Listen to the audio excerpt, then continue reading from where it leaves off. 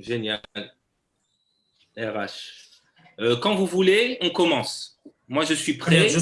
juste le temps que ça soit lancé sur Facebook, Bien sûr, il n'y que a les pas de gens se problème. connectent et je démarre. Absolument. Bah, d'ailleurs, Alors, en tu attendant, préfères, on peut meubler.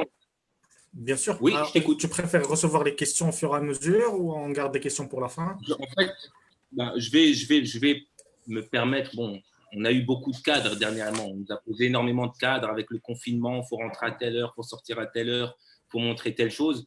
Je ne vais pas dire un cadre, je vais plutôt dire des règles du jeu.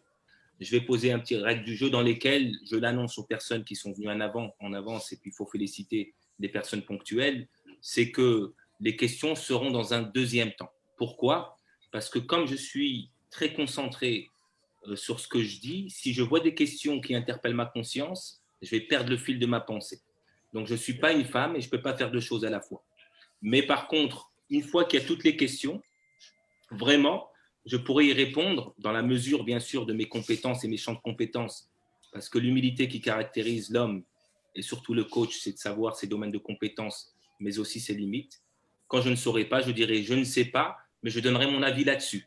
Quand je connaîtrai le sujet, parce que c'est un de mes domaines de compétences, j'y répondrai avec plaisir. Mais les questions, ce sera dans un deuxième temps, ce qui ne vous empêche pas de faire quelques commentaires, mais je ne serai pas apte à les regarder et à les souligner. Si vous voyez, est-ce que je suis clair ou je parle Très clair. génial? Alors, je me permets de juste vous dire que nous avons 1h45, c'est-à-dire que nous devrons clôturer la séance à 17h45. Mhm. Et donc, il va falloir bien gérer les proportions de temps. D'accord. En tout cas, alors monsieur, si tu veux bien, et je me permets de te tutoyer parce que nous allons passer un moment fraternel ensemble, gérer ce temps-là pour dire il nous reste tel moment, ce serait bien qu'il reste, je pourrais partir en transe avec ma rhétorique et mon verbe, ce serait bien qu'au bout d'un certain moment, on se dise, voilà le temps pour les questions. Comme ça, on consacrera un petit temps pour les personnes qui ont des questions et qui souhaitent traverser cette période avec un peu plus de tranquillité, on va dire. Très bien. Je prends note de ton accord alors. Alors, nous sommes 27 sur Facebook. Génial. Je crois qu'on commence, il est 16h07 minutes, donc on commence à 16h10. 16h10, très bien. Je vois Serossi qui. Serossi, il est parti. Je vois qu'il y a une photo. Je vois que le micro. Ce sont les aléas un petit peu du confinement parce que le personnel a pris pas sur le professionnel et du coup, on est obligé d'éteindre les micros et je dirais peut-être madame qui a servi le thé ou le petit enfant qui est rentré pour demander une urgence. À mon Ouais. avis, des petites choses comme ça, n'est-ce pas? Moi, j'en ai une juste derrière moi. Ouais, ouais, ouais.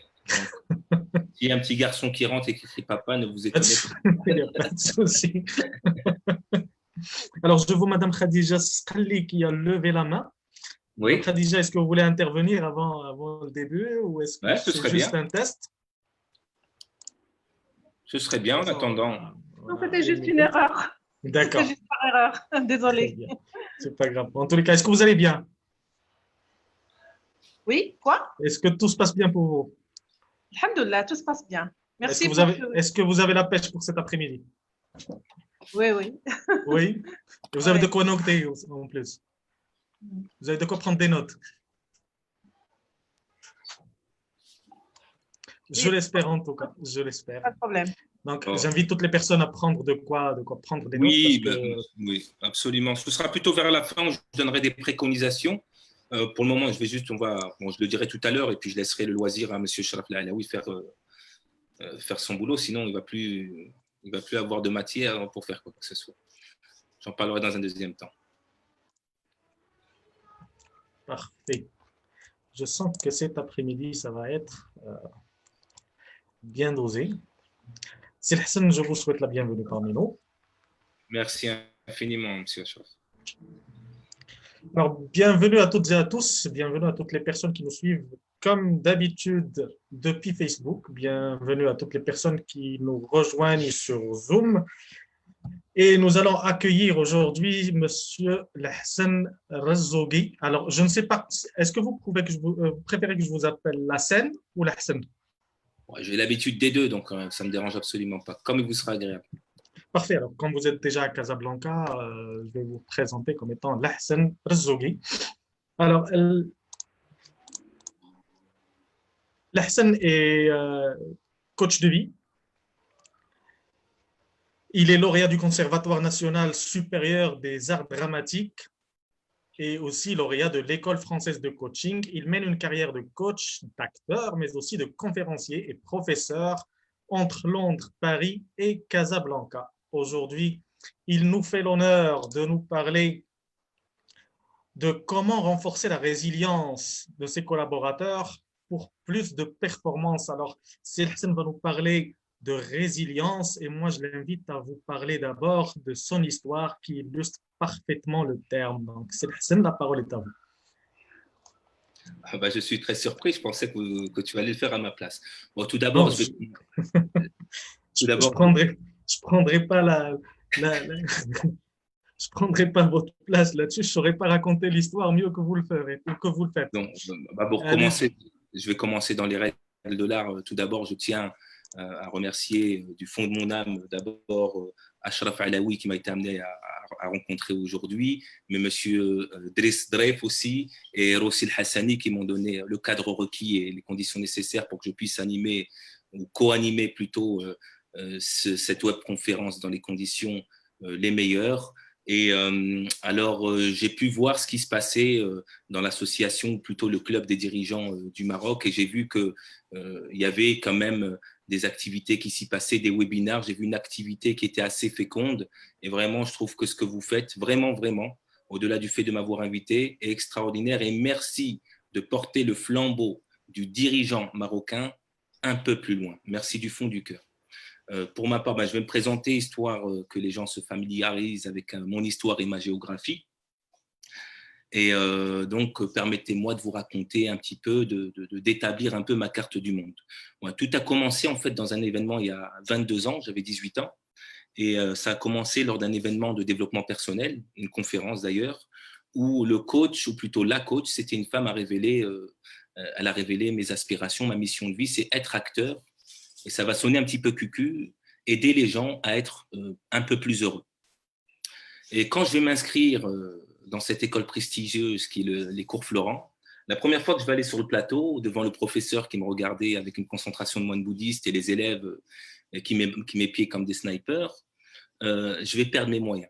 Et comment ça va se traduire? Je vais perdre confiance en moi, je vais avoir la bouche pâteuse, je vais avoir les jambes qui tremblent, le cœur qui bat, je ne vais pas gérer mes émotions. Et là, je vais faire le constat qui est le suivant, c'est que je ne me connais pas, je ne maîtrise pas mon corps, je ne maîtrise pas mes émotions, je ne maîtrise pas mon mental et je n'ai aucune vision. Et du coup, je vais retourner vers le développement personnel. Pourquoi? Pour aller chercher les outils qui vont me permettre de remédier à toutes ces lacunes. Et je vais étudier simultanément l'art dramatique et le développement personnel, qui sont devenus pour moi les revers de la même pièce. D'ailleurs, j'ai créé une méthodologie qui est une conjugaison de ces deux écoles. Je considère d'ailleurs que le théâtre est un outil de développement personnel en soi, dans le sens où il m'a appris à développer mon intelligence émotionnelle, les émotions, mon intelligence relationnelle avec les autres, puisqu'il faut savoir se vendre, il faut savoir vivre en troupe avec des personnes avec qui on ne s'entend pas, avec différents types de personnalités. Il faut comprendre la systémie, les phénomènes de groupe, mais aussi comprendre son physique et avoir un mental d'acier, puisque tout comme le dirigeant d'ailleurs, être dirigeant, c'est du sport de haut niveau, n'est-ce pas, monsieur Alaoui? Et donc, tout cela m'a amené à m'intéresser aussi au coaching, qui m'a fait comprendre vraiment toute cette systémie, cette homéostasie, cet écosystème qui me permet de me comprendre moi de l'intérieur et de comprendre ce qui se passe à l'extérieur. Donc voilà un petit peu pour mon histoire et ma géographie. Aujourd'hui, j'accompagne les entreprises et les individuels, que ce soit au niveau de la confiance en soi, au niveau du renforcement de la cohésion d'équipe, ou que ce soit au niveau du renforcement ou l'augmentation de l'intelligence émotionnelle, mais aussi de la prise de parole en public et devant les médias et bien d'autres choses. Et je vous invite à regarder mon site web, puisqu'il ne s'agit pas d'une conférence sur ma personne, mais plutôt sur la résilience et pour épauler les dirigeants aujourd'hui qui traversent une zone de turbulence. Voilà. C'est bon pour ma présentation? C'est juste parfait. Je n'aurais pas su raconter votre histoire aussi bien que vous l'avez bien fait. Donc, pour tous ceux et celles qui nous suivent, je vous rappelle que vous avez en bas de vos écrans un espace dédié aux questions-réponses où je vous invite à inscrire, à noter vos questions. Je me chargerai de les transmettre à Monsieur Hassan en fin de séance. Aussi, pour les personnes qui sont avec nous sur Zoom directement et qui veulent poser des questions oralement, je vous invite juste à lever la main au moment où notre intervenant ouvrira le bal des questions, je dirais. Sinon, je vous invite tous et toutes à faire le partage du direct sur Facebook et de ne pas oublier de nous mettre quelques petits pouces bleus, des cœurs roses avec des petits sourires et des petites dents comme ça bien brossées. Donc, soyez aussi généreux que l'intervenant, moi je dirais. Voilà. Sinon, c'est la scène, on commence quand vous voulez.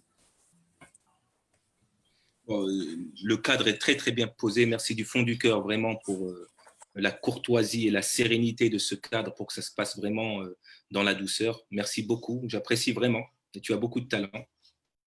Je vais rejoindre ce cadre en disant que vous donnez un schéma de comment ça va se passer, plus ou moins. Peut-être que je ne respecterai pas le même schéma, mais vous verrez que tout cela suit une chronologie logique, tel un fil d'Ariane.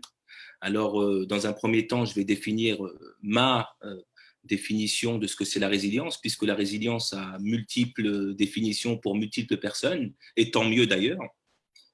Ensuite, je vais donner le processus qui va nous amener, parce que pour moi, il y a une face visible de l'iceberg, c'est la résilience, mais la face cachée de l'iceberg, c'est comment on fait pour augmenter la résilience. D'accord? Je vais vous donner un petit peu les étapes sans prétention aucune. Je n'ai pas le droit de donner de conseils, je donnerai des préconisations. Et enfin, je finirai par vous donner mes 4 préconisations pour augmenter la résilience des collaborateurs. Mais augmenter la résilience des collaborateurs, c'est aussi augmenter la sienne, parce que l'entreprise, on le sait très bien, c'est un système qui va de haut en bas, de bas en haut et de façon horizontale. Donc, on ne peut pas demander aux autres quelque chose si on ne représente même pas cette chose, comme le dirait Gandhi. Si tu veux que les choses changent autour de toi, représente le changement. Et c'est exactement ce qu'on va faire en qualité de dirigeant. Je suis moi-même dirigeant et je sais aussi de quoi je parle avec une modeste place, je dirais. Et ensuite, je répondrai à toutes vos questions. Et je le répète encore une fois pour celles et ceux qui n'étaient pas là en tout début, je me donnerai le loisir de répondre aux questions qui rentrent dans mon domaine de compétences, puisque j'ai l'humilité de dire que je ne sais pas tout. Je sais certaines choses et d'autres choses que je ne sais pas. Et peut-être le plus intéressant, ce sont les questions, comme dirait un de mes maîtres, puisque le plus intéressant, c'est la réponse dans la question. N'est-ce pas, Monsieur Hanaoui?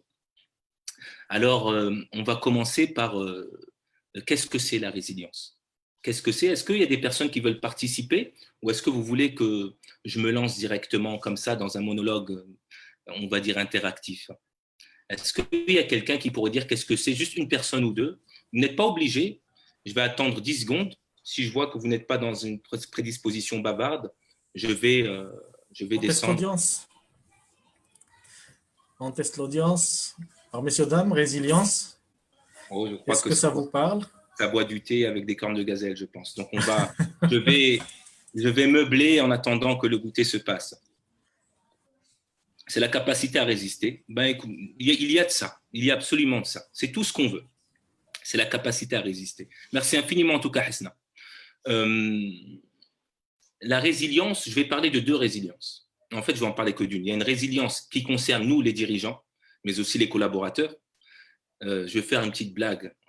Je n'ai jamais été un aussi bon collaborateur que depuis que je suis dirigeant. Parce que j'ai l'impression parfois que quand je traite avec des employés, que ce sont eux les patrons. N'est-ce pas? Donc, on fait un métier, c'est-à-dire on choisit une position de leader pour dire qu'on est nos propres patrons et on finit par être les collaborateurs de certaines personnes, n'est-ce pas? C'est juste une petite parenthèse que je ferme tout de suite. Alors, il y a 2 résiliences qui ont interpellé ma conscience. C'est la résilience organisationnelle qui nous intéresse aujourd'hui, cet après-midi, de ce samedi 6 juin, et il y a la résilience économique. Et pourquoi je ne vais pas parler de la résilience économique? Ce n'est pas que j'ai de problème avec l'argent, absolument pas. D'ailleurs, si vous en avez en reste, n'hésitez pas à m'en envoyer.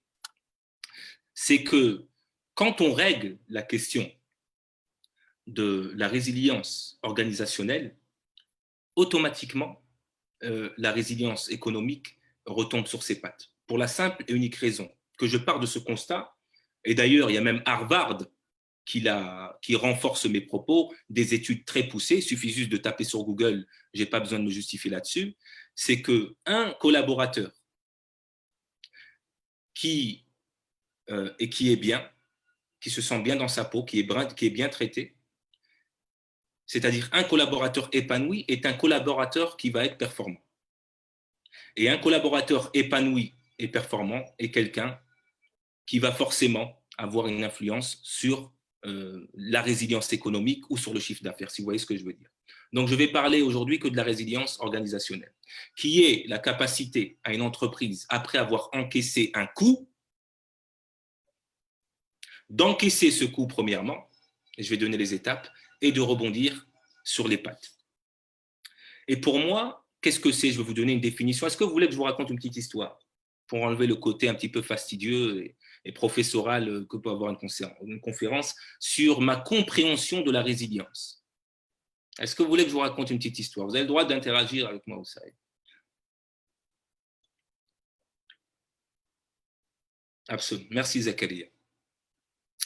Il y a une dizaine d'années, je suis allé dans une école d'aéronautique avec des élèves pilotes, qui sont devenus des bons pilotes aujourd'hui, pas grâce à moi, grâce à eux-mêmes, qui sont devenus pilotes. C'était une dizaine d'années, c'était à Montpellier, et je vais pour renforcer l'intelligence émotionnelle dans l'enceinte de cette école, parce qu'ils se sont rendus compte que les élèves étaient des travaillomanes, pour dire un petit peu pour celles qui ne savent pas ce que c'est un travaillomane, généralement, c'est le critère du dirigeant, factuel, organisé, et qui parle tout le temps avec des chiffres et qui a du mal à déléguer en situation de stress. Donc, c'était pour un petit peu vraiment greffer de l'intelligence émotionnelle dans cette école de pilotage, parce que l'émotion, parfois, peut sauver des vies. Et je vais vous l'expliquer dans un deuxième temps. Et je suis arrivé à un moment tragique où il y a un de leurs collègues qui meurt dans les cieux.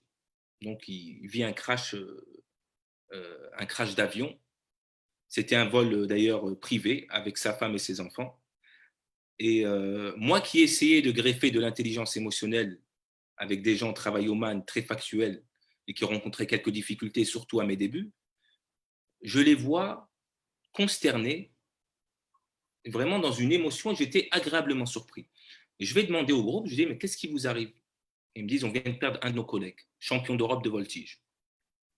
Et je dis, alors vous êtes triste? Et ils me disent, absolument pas. Ben, qu'est-ce qui vous arrive alors? Ils me disent, ben, on veut savoir qu'est-ce qui s'est passé. Je dis, mais pourquoi c'est important pour vous de savoir ce qui s'est passé? Ils disent, parce que comment se fait-il qu'un champion d'Europe de voltige en avion, qui fait atterrir un avion alors qu'il fait tourner dans tous les sens, meurt dans les cieux sans qu'on sache qu'est-ce qui s'est passé?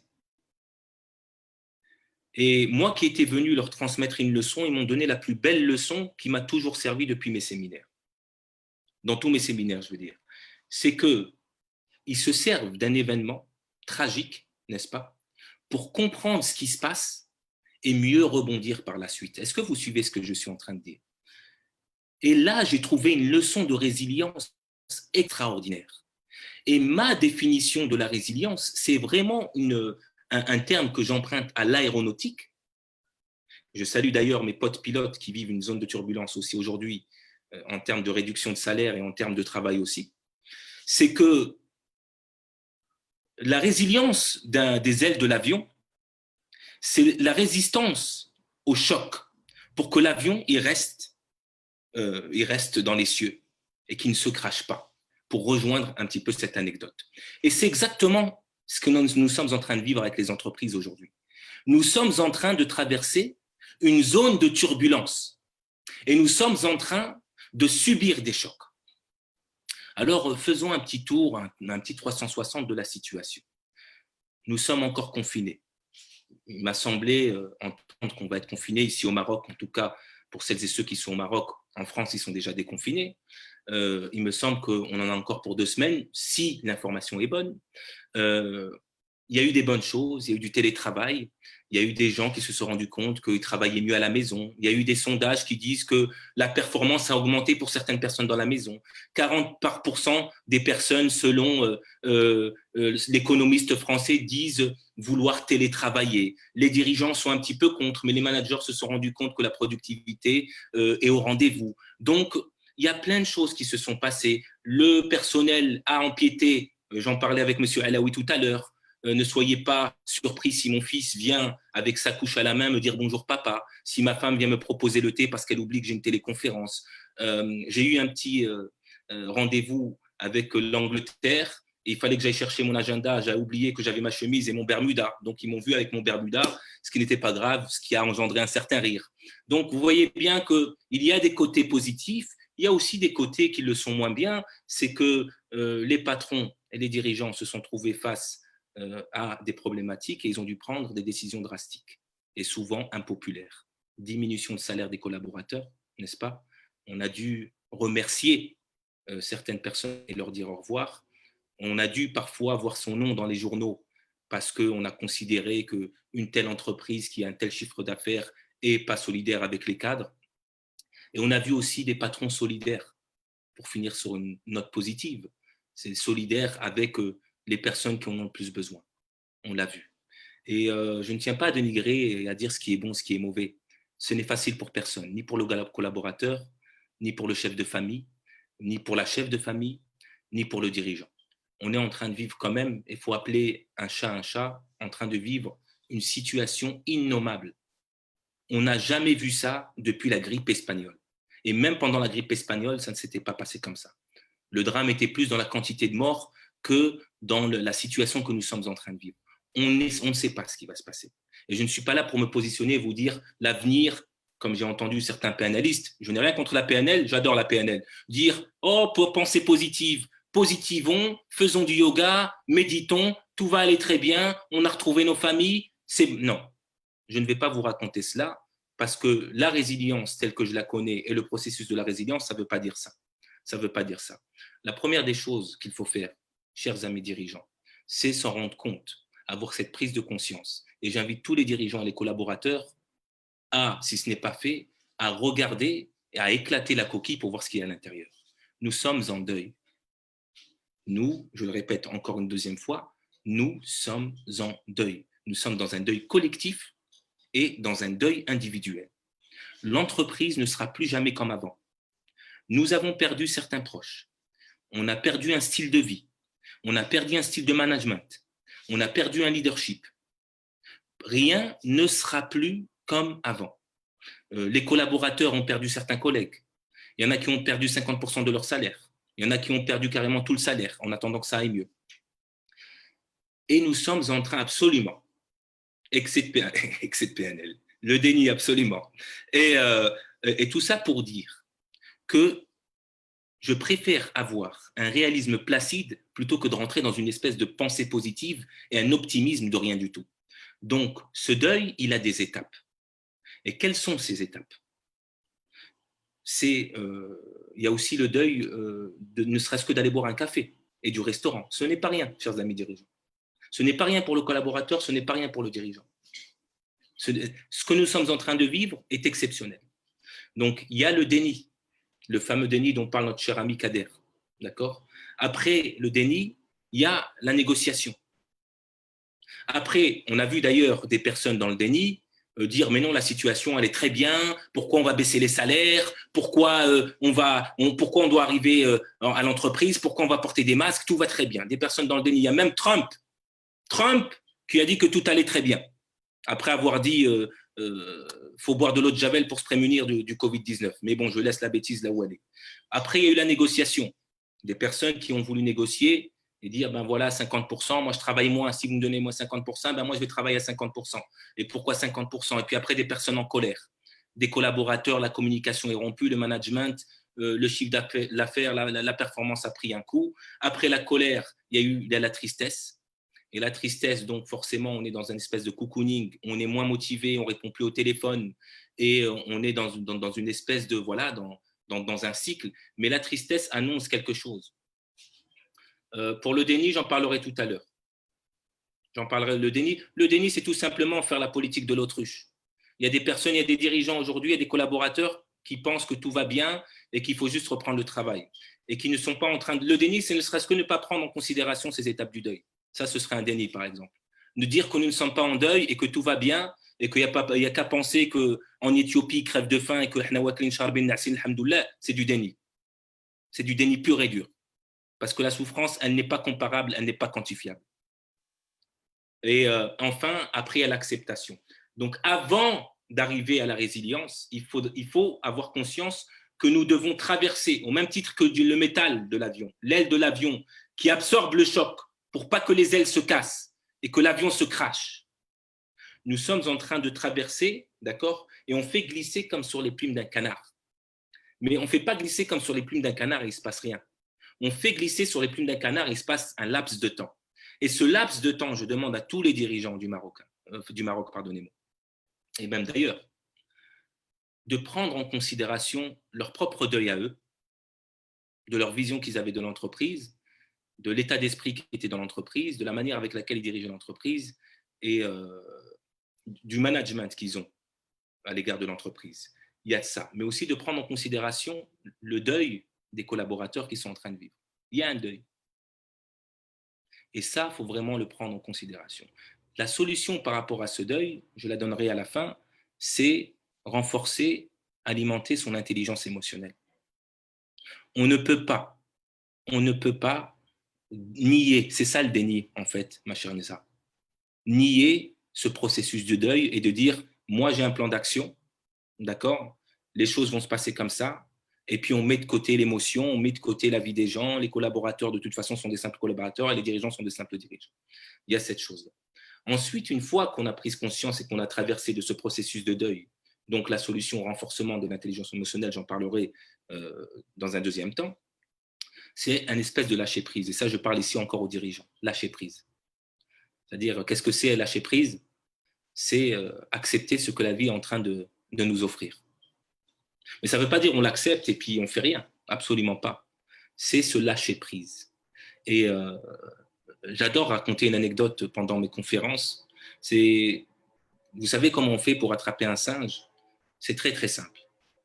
Si on prend une coquille, on met des trous, et on attache la coquille avec une guinde, une corde, on la met au milieu d'un tronc d'arbre, et le singe y vient, il a faim, il attrape la coquille qui est attachée avec une corde, et le chasseur, il n'a qu'à venir pour l'attraper, et le singe ne lâche pas la proie, même s'il sait que le chasseur va l'attraper. Et qu'est-ce qu'il est en train de faire, ce singe? Il est en train de sacrifier sa propre liberté pour un plaisir immédiat, pour quelque chose d'immédiat. Donc j'ai deux choses à dire. Il suffirait au singe de lâcher la coquille pour retrouver sa liberté. Et c'est ça, pour moi, la définition du lâcher-prise. C'est lâcher tout de suite, lâcher un peu de zèle, retrouver un peu de liberté, prendre une distance critique sur des choses. Prendre vraiment une petite… oui, c'est arrêter de serrer quelque chose. C'est absolument ça, Kader. Si le singe lâchait cette coquille, il aurait sa liberté, son épanouissement. Il a peut-être faim. Et je vais ajouter quelque chose, cher Kader. C'est que l'être humain a pu évoluer pour quelle raison? Il a pu évoluer parce qu'il a sacrifié les plaisirs immédiats sur les plaisirs sur le long terme. Je sacrifie un petit plaisir aujourd'hui pour un plaisir meilleur demain. Hein, j'adore les commerçants qui me disent Allahumma dirham diyal yawm wala dirham diyal ghadda. Moi je dis non, Allahumma dirham diyal ghadda wala dirham diyal yawm. Et c'est là où il faut être intelligent. Et donc, je parlais de cette chose-là. Donc, il faut avoir deux niveaux d'introspection. Deux niveaux d'introspection, chers amis, dirigeants et collaborateurs. Le premier, c'est cette vision sur le long terme, d'accord, qu'on va garder par rapport au lâcher-prise. Et le deuxième niveau, qui peut paraître contradictoire, c'est la vision sur le très court terme. C'est-à-dire, on ne peut pas avoir une vision longue vue lorsqu'on est dans le brouillard, si vous voyez ce que je veux dire. Et nous sommes dans le brouillard. Nous sommes dans le brouillard. Ce qu'il faut faire, c'est régler les problématiques qui sont juste là devant nous. À savoir, meilleure communication avec les collaborateurs, meilleure cohésion sociale, meilleur esprit d'équipe, d'accord? Et ensuite, s'occuper de la vision sur le long terme. Donc, il y a, je répète les étapes que je viens de répéter, la courbe du deuil, n'est-ce pas? Le lâcher-prise. Et ensuite, il y a 4 étapes, dont la dernière sera le processus pour renforcer la résilience des collaborateurs et la sienne aussi. La première étape, là, ce sont mes préconisations, et puis après, je réponds bientôt aux questions que vous me posez. La première des choses qu'il faut faire, puisque bientôt nous serons déconfinés, chers amis dirigeants et collaborateurs, c'est qu'il faut absolument remercier tous les collaborateurs, peu importe ce qui s'est passé. Donc, qu'est-ce qu'il faut, chers amis dirigeants et collaborateurs? Un speech motivationnel. Remercier les collaborateurs avec un je suis dans la réalité, je suis en première ligne, sans prétention aucune, les collaborateurs manquent de signes de reconnaissance. Pour quelle raison? Parce que je suis de l'autre côté aussi. Parce que le dirigeant, il est stressé, il veut augmenter l'espérance de vie de l'entreprise, il commence à rentrer en croisade, pensant que les collaborateurs sont en train de saboter ces années d'investissement personnel, financier, tout ce que vous voulez à l'égard de l'entreprise, et il rentre lui-même dans une mauvaise gestion d'émotions. Et j'en reviens à cette question de lâcher prise, et il n'a plus une vision sur le très court terme, il a cette vision au long terme qui obscurcit la vision sur le très court terme. Et il y a une question que je veux qui accompagne tout le monde, et une question très écologique, c'est quelles sont les conséquences négatives et positives de telle action ou de telle phrase quand je la partage avec mes collaborateurs. Quelles sont les conséquences négatives et positives quand j'agis de la sorte? Je viendrai sur les étapes, Mohamed, du deuil plus tard. Et cette chose-là, donc, le lâcher-prise et ensuite le speech. Et je ne vais pas m'adresser à une personne comme si je m'adressais à moi. Je sais que, par expérience, que les dirigeants sont travaillomanes. S'ils ne le sont pas de base, ils le sont devenus. Ils sont devenus organisés et ils sont devenus… d'ailleurs, ils ont du mal à déléguer. Ils pensent que voilà, les autres ne peuvent pas faire ça. Dans le deuxième degré de stress, je suis un travaillomane, donc je ne suis pas en train de dénigrer qui que ce soit. Mais on ne va pas s'adresser aux collaborateurs comme on s'adresse à nous-mêmes ou à tous les travaillomanes. Il faut prendre en considération les différents types de personnalités. Je fais référence ici à la ProcessCom. Il faut faire attention aussi aux différents modes de représentation. Je fais référence ici à la PNL. On ne parle pas à un travaillomane comme on parle à un empathique. Et comme nous sommes dans l'émotion, il va falloir que notre speech il soit plein d'émotions. Les personnes aujourd'hui, même si elles ont 50% de salaire en moins, elles s'en foutent de ça en fait. Ce qu'elles veulent, ce sont des signes de reconnaissance. De signes de reconnaissance émotionnelle. Maintenant, je vais vous demander, chers dirigeants, de descendre dans votre étage émotionnel et de leur dire, je vous remercie du fond du cœur pour les investissements que vous faites, pour la patience que vous avez, pour cette période.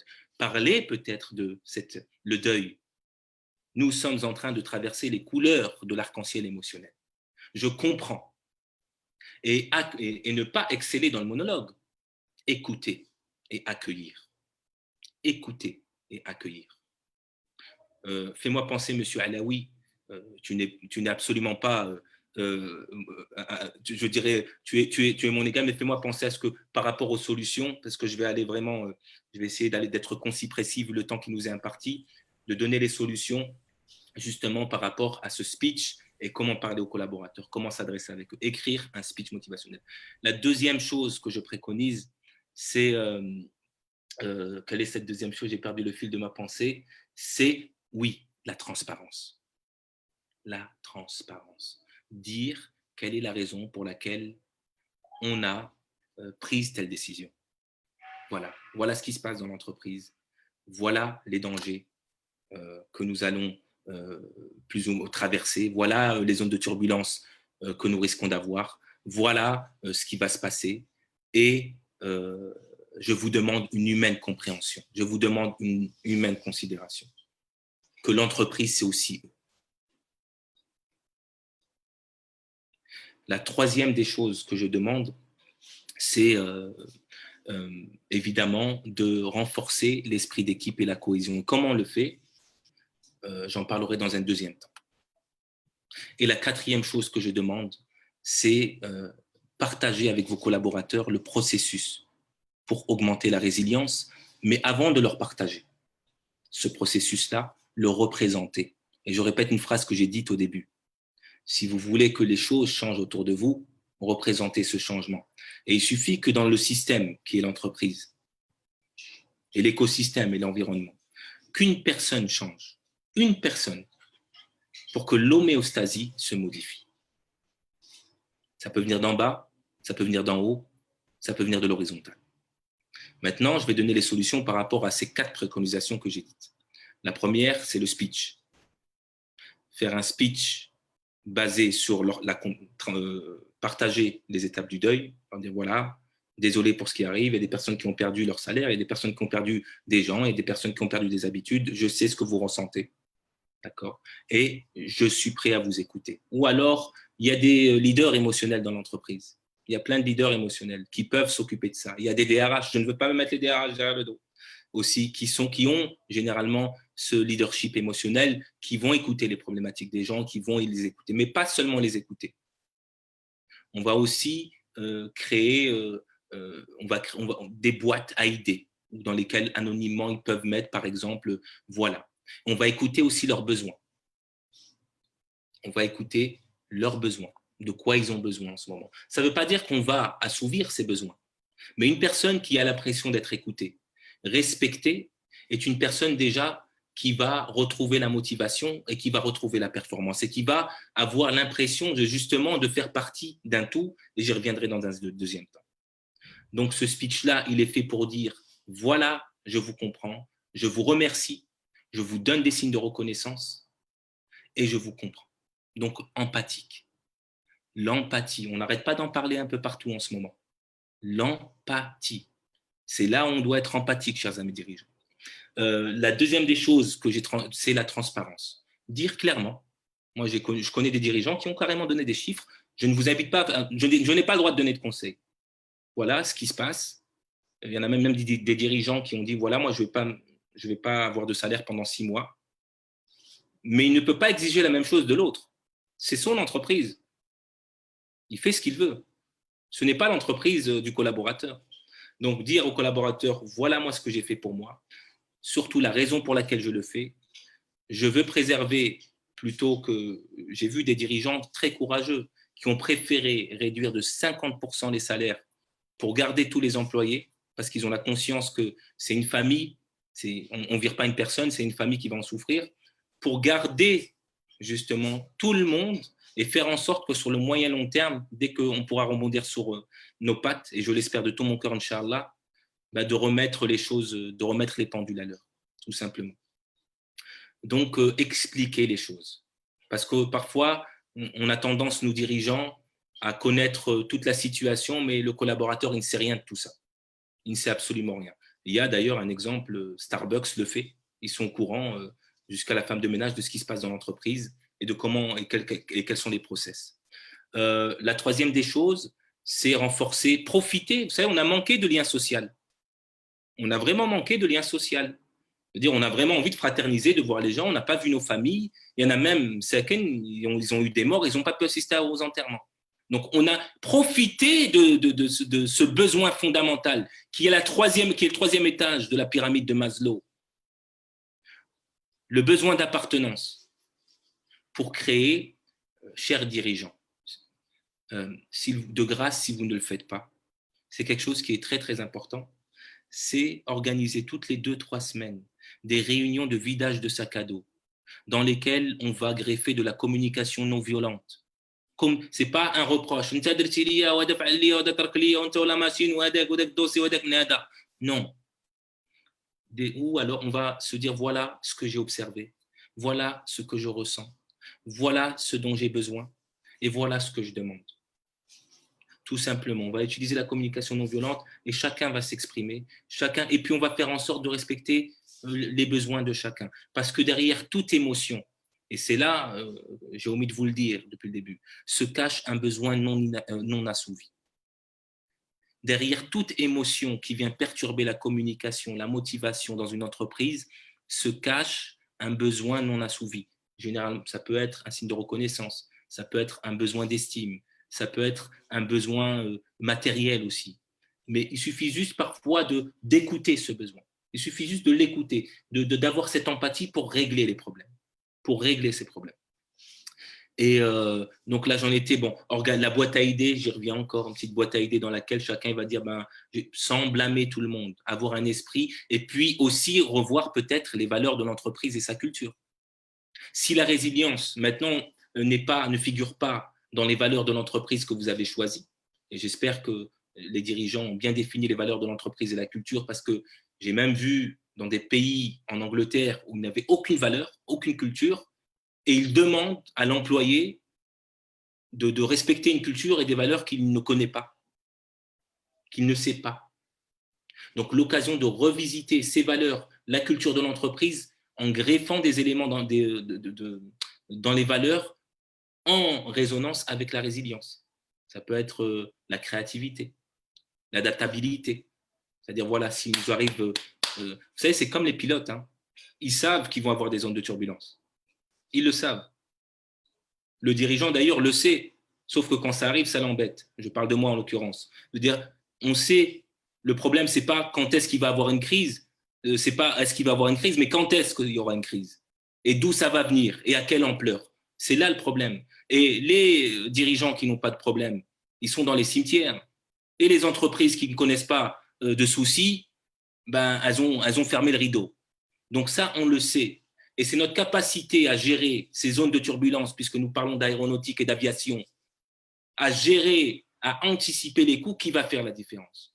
Et enfin, la quatrième, c'est la quatrième étape, et cette quatrième étape qui est le processus de la résilience.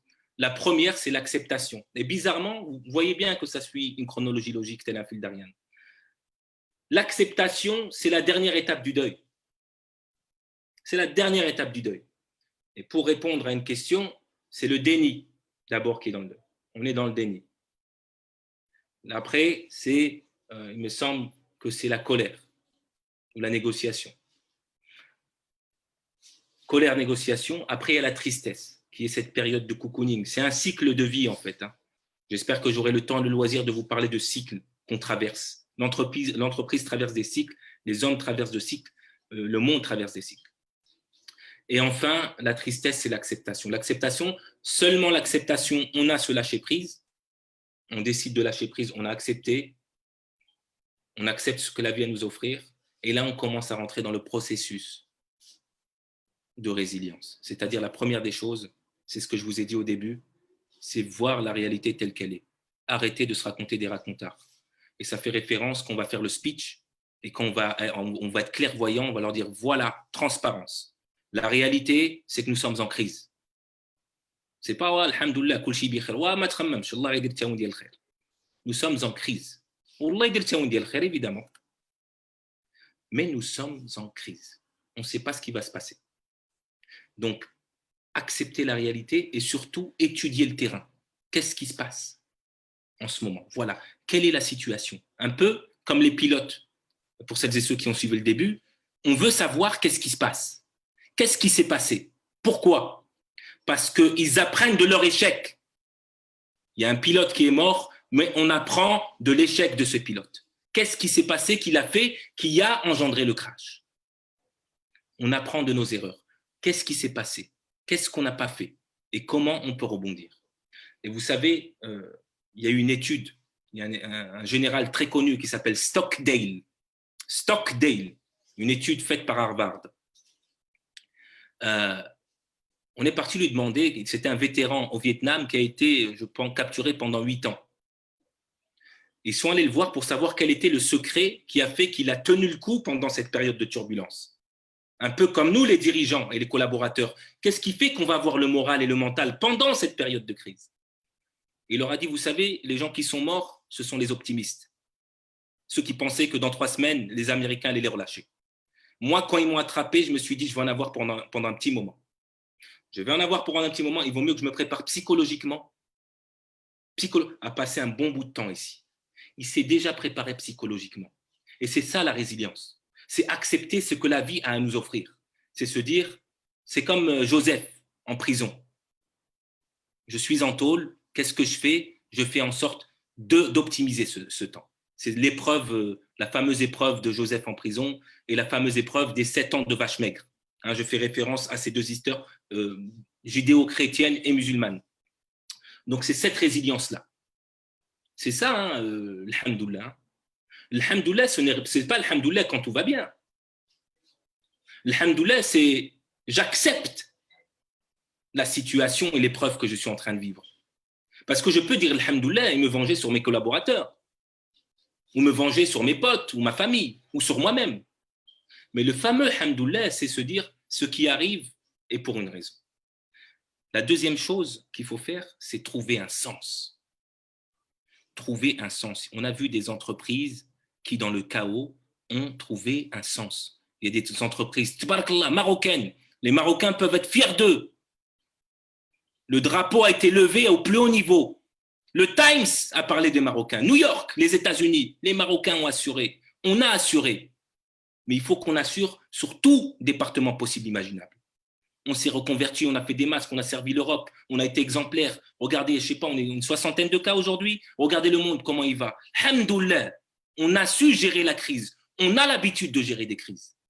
Mais servons-nous de ce modèle-là. Arrêtons de trouver des modèles ailleurs. Nous avons nos propres capacités. On a montré au monde entier, et c'est là ma fierté, je le dis, j'ai la chair de poule. Je suis fier d'être marocain aujourd'hui. Mais utilisons ce modèle partout. Voyons nos erreurs, mais là, on peut le dire. Voyons, là, on a eu du succès. On a eu du succès, alhamdoulilah. Et on peut reproduire ça partout. Donc, se recycler. On peut se recycler. Et arrêtons, je le dis, d'aller chercher des coachs américains, canadiens, à je ne sais pas combien de milliers. On a d'excellents coachs ici au Maroc. Vous savez, j'ai été certifié avec des Américains, avec des Anglais, avec des Asiatiques. Et je peux vous dire quelque chose. On n'a rien à leur envier. On a tout, alhamdoulilah. On a toutes les capacités. Ceux qui peuvent le faire, on est capable de le faire nous-mêmes. On est capable de le faire. Dans toutes les écoles possibles, imaginables. Vous avez bien vu qu'il y a des Marocains qui sont aux États-Unis. Vous savez, je vais vous faire une confidence. Les matières grises partent à l'étranger et les gens qui viennent de l'étranger au Maroc pour apporter une aide précieuse, on ne les calcule pas, on va appeler Jean-Jacques ou je ne sais quoi. J'ai pas de mal avec ça, je suis franco-marocain. On va appeler quelqu'un d'autre.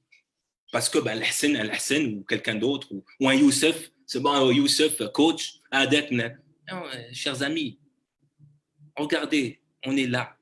Alhamdoulilah, tout ce que peut faire Fulanito, on peut le faire. Toutes les grandes écoles dans lesquelles elles ont été, on a été dedans. On n'a aucun problème avec ça. Et on peut apporter des solutions maroco-marocaines.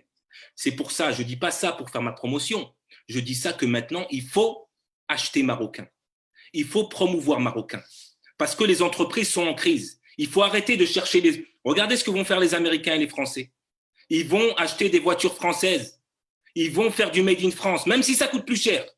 Tout le monde va faire ça. Et j'invite tous les Marocains et même les Français qui vivent au Maroc. Et je dirais la même chose en France. Vous allez dire, Al-Hassan, c'est la Suisse, c'est un faux cul. Quand je suis en France, je leur dis achetez français. Quand je parle français, je leur dis achetez Made in France. Quand je suis au Maroc, achetez Made in Morocco. Soutenez les économies. Achetez dans les petits épiciers, les hanouts. C'est ça la solidarité qu'on doit faire. Excusez-moi, je pars en transe. Et la troisième, donc ça c'est pour la deuxième solution. Trouver un sens. Et le général Stockdale, quand on lui a dit ça, c'est que les optimistes, ils pensaient qu'ils allaient s'en sortir. On va peut-être pas s'en sortir maintenant, on finira pas s'en sortir plus tard, mais se préparer au marathon de la crise. On se prépare. Et si, alhamdoulilah, le marathon s'arrête plus tôt, on sera agréablement surpris. La troisième et dernière chose, c'est improviser, c'est ce qu'on a fait. C'est en lien avec la deuxième chose. Improviser à partir du chaos. À partir de là, qu'est-ce qu'on fait de nouveau? On a vu IBM. Vous avez vu, ils ont arrêté de vendre des ordinateurs pour voir des services. Ils se sont adaptés. Il y a le plus grand modèle, c'est Apple. Ils étaient en crise pendant des années. Et ils ont sorti l'iPod et l'iPhone. Et ils sont devenus, pardonnez-moi cette expression, mais une expression que je dirais, c'est devenu une institution, c'est devenu une religion Apple. C'est devenu une religion Apple. Donc voilà pour mes préconisations. Alors je sais que vu le temps qui m'a été imparti, que j'ai caressé les sujets, je tiens à dire quelque chose, c'est que pour renforcer l'intelligence émotionnelle, la cohésion d'équipe, l'esprit d'équipe, préparation de speech, vous allez dire, je propose un atelier en signe de solidarité, gratuit, un seul par contre, à tout dirigeant et entreprise pour parler s'ils veulent écrire un speech, s'ils veulent renforcer l'esprit d'équipe, s'ils veulent renforcer la résilience, s'ils veulent commencer à préparer l'intelligence collective entre eux. Une séance suffira pour que les collaborateurs, les dirigeants, les managers, pour qu'ils le fassent entre eux. Il n'y a aucune obligation de m'engager par la suite. Je me ferai vraiment un plaisir de contribuer à la solidarité collective. J'ai aidé par le biais de l'association, je suis membre de l'EMCC, l'association des coachs d'Europe. On a aidé du personnel soignant, on a aidé des dirigeants en Angleterre et en France. On va aider du personnel soignant, Inch'Allah, ici, par le biais de l'association des coachs d'Europe, l'EMCC, Inch'Allah, ici au Maroc, parce que la crise n'est pas encore finie. Et je le dis vraiment avec beaucoup de sérénité, j'offre un atelier gratuit à toute entreprise, selon mes disponibilités, ça peut attendre un petit peu, mais qui souhaite augmenter l'intelligence émotionnelle, augmenter l'intelligence collective, préparer un speech pour les collaborateurs et faire en sorte que organiser les séances de vidage de sac à dos, toutes ces séances qui vont faire en sorte que les collaborateurs vont œuvrer, vont pousser la dignité du travail un peu plus loin. Voilà, c'était tout pour mon intervention. Et puis, je suis prêt à écouter vos questions. Merci pour votre écoute. Merci beaucoup, Sidi Hassan, pour cette intervention. Alors, moi, je vois que Sidi Hassan a été très généreux. Les gens ont été très concentrés, au point qu'ils ont oublié ma demande initiale, c'est-à-dire les j'aime et les partages. Donc, s'il vous plaît, si vous avez apprécié, mettez-nous quelques pouces bleus. Si vous êtes intéressé par les ateliers qui ont été proposés par Sidi Hassan, mettez-nous des j'adore, parce que nous, on vous adore. Et on attend à ce que vous interagissiez avec nous. Et c'est la seule manière que je puisse savoir si les gens de Facebook apprécient et qu'ils agissent ou interagissent avec le contenu du programme qui nous a été présenté par Sidi Hassan depuis un moment. Donc, j'invite toutes les personnes qui sont sur Zoom et qui veulent intervenir directement en posant leurs questions, soit oralement, soit en écrivant, en retranscrivant leurs questions sur la partie Q et R, partie questions et réponses, et je me chargerai de les transmettre à Sidi Hassan. Donc, l'info, avec plaisir, mon ami. Donc, est-ce que quelqu'un... J'ai 2 questions écrites. Il y en a pas mal qui ont été écrites sur la partie réservée à la conversation, donc ça, je ne sais pas. Il y en a pas mal, donc chers amis sur Zoom, s'il vous plaît, écrivez-moi vos questions sur la partie Q et R, parce que traverser toute la partie conversation, ça va être dur, et je pourrais en rater quelques-unes sur le passage. Donc, je prends la première question de Nzah Hafté. Pouvez-vous nous dire un mot concernant le déni? Je crois que Hassan a déjà répondu à cette question, Nzah. Est-ce qu'il y a quelque chose à rajouter à propos du déni? Le déni, c'est un mécanisme de défense. C'est un mécanisme de défense, c'est un mécanisme de survie. C'est-à-dire, dans tout ce que j'ai dit, il n'y a pas de jugement de valeur. Ouais. Il n'y a aucun jugement de valeur. L'être humain, il fait du mieux qu'il peut et toutes les intentions qu'il a sont positives. C'est-à-dire, même quand il fait une mauvaise chose, il a une intention positive pour lui. Pour lui. Donc, dans ce sens-là, il n'y a aucun jugement de valeur dans tout ce que j'ai dit, je tiens à le souligner avec tout le monde. Aucun. C'est d'ailleurs ce qui caractérise le coach, la neutralité. C'est un refus d'acceptation aussi? C'est-à-dire que l'être humain, il ne peut pas supporter certaines choses. Et comme il ne peut pas supporter certaines choses, c'est comme quand je dirais en marocain le bench. Comme on ne peut pas voir la réalité. Vous savez, ça commence par le choc. Là, j'ai oublié, il y a le choc et après il y a le déni. J'ai oublié cette étape-là. Il y a un choc. Ensuite, il y a un déni. C'est pour amortir le choc. Vous savez, dans les locomotives, dans les trains, il y a des espèces de tampons.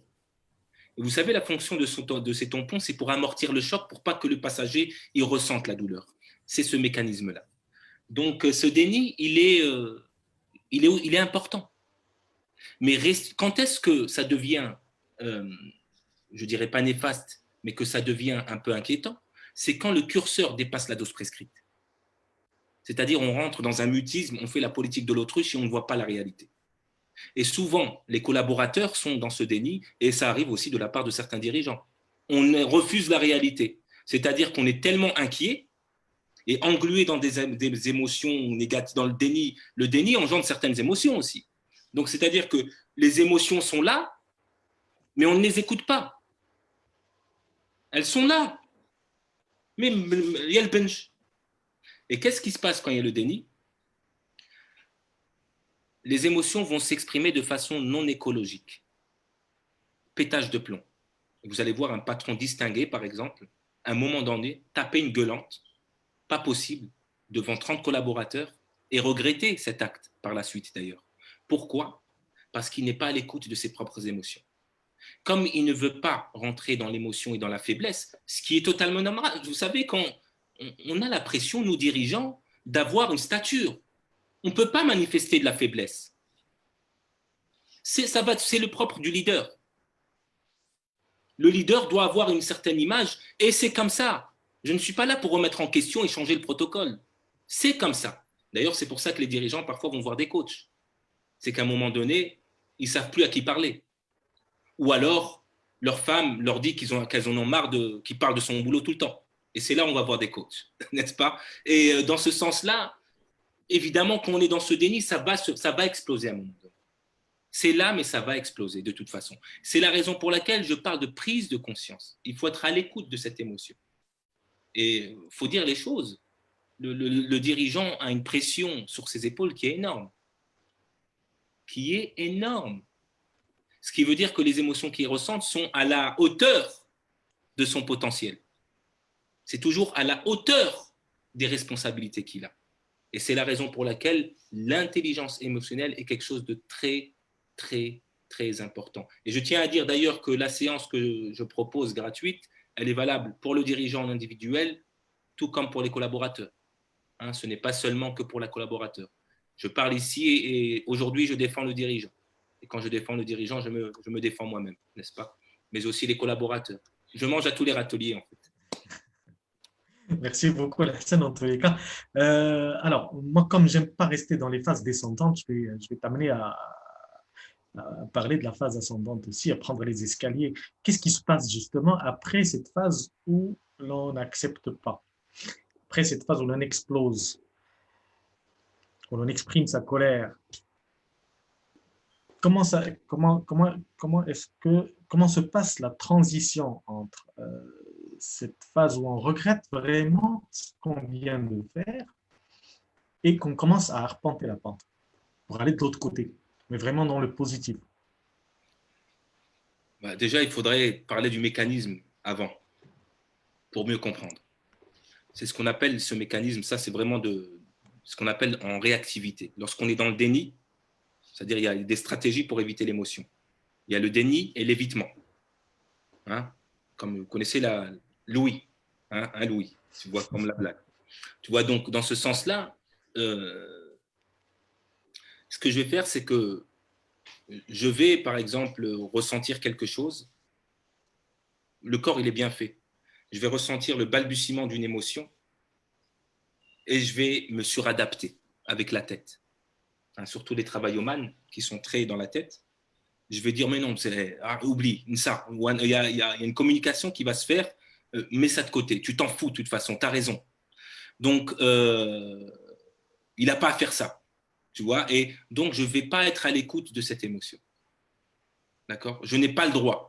Donc, il y a non seulement l'évitement, mais il y a aussi un driver, ce qu'on appelle un message contraignant. Et un message contraignant, c'est cette croyance, ce disque, il y a une espèce de censeur. Vous savez, il y a une voix interne. Hein, il n'y a pas pire que les croyances. Il y a cette voix interne qui va nous dire quoi faire et on va être en opposition avec ce qu'on ressent.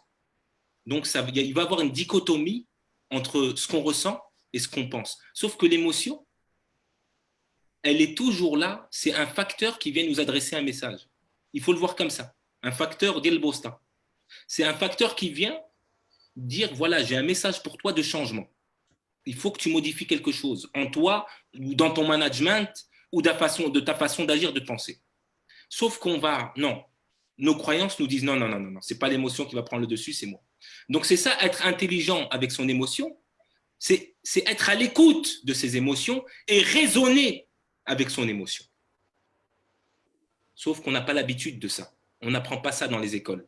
Et même quand on va dans les grandes écoles, il y a des gens, des centraliens, des gens de l'ESSEC. Vous savez, j'ai coaché des grandes écoles. Ils n'apprennent pas ça à l'école. Ils apprennent vraiment tout ce qui est factuel, tout ce qui est organisationnel, mais tout ce qui est intelligence relationnelle, intelligence émotionnelle, qui sont les piliers et les fondations du leadership, zéro. Zéro.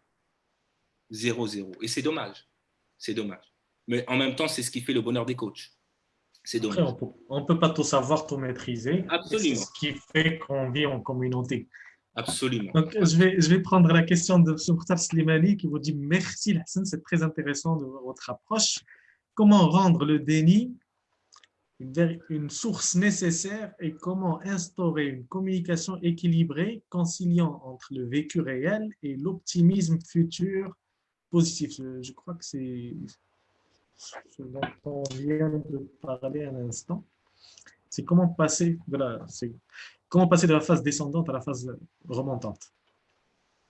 Alors, comment rendre le déni une source nécessaire et comment instaurer une communication équilibrée, conciliant entre un vécu réel et un optimisme futur positif. C'est Slimani, j'adore vos questions, c'est toujours philosophique. Hein. Il y a 3 questions dedans. Oui. Il y a 3 questions dedans. Je vais essayer d'écouter ce qu'il y a entre les questions. Je ne sais pas si on a le temps de décoder les questions. Non, mais c'est-à-dire comment recycler tout ça, pour moi, vers un avenir plus prospère. Je vais me permettre d'interpréter, même si je n'ai pas le droit.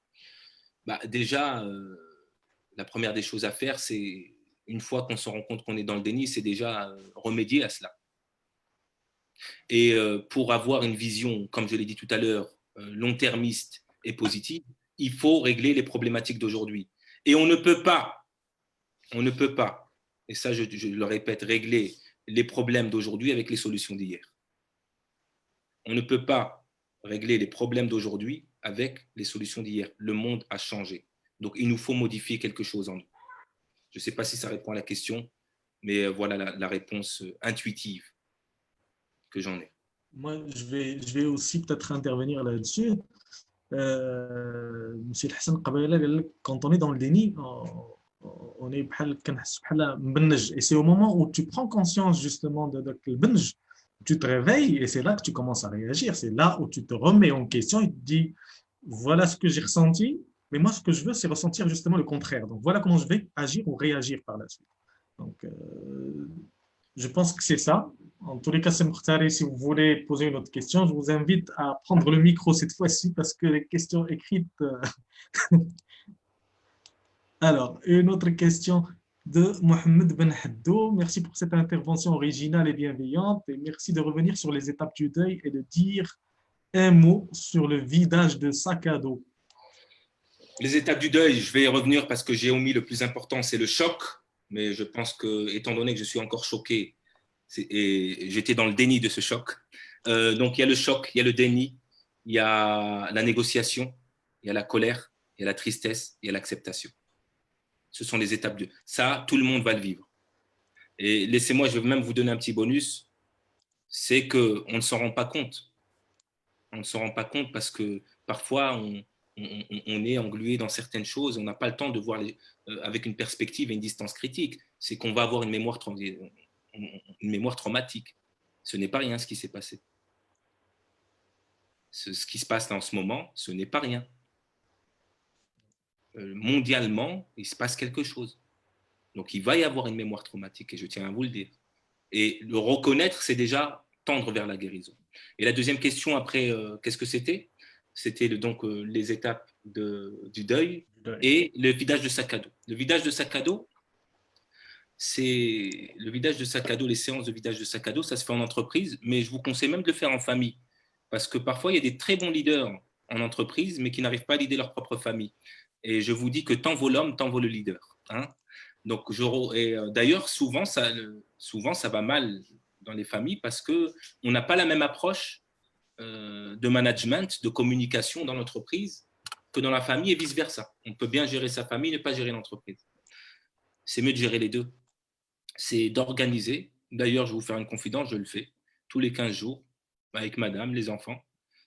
Je leur dis, on utilise un processus qui est la communication non violente. Je le répète, voilà ce que j'observe, voilà ce que je ressens. Par exemple, j'ai vu que les chaussures, bon, ça c'est un truc que madame me dit souvent. Je vois que les chaussures sont toujours posées à côté de la porte.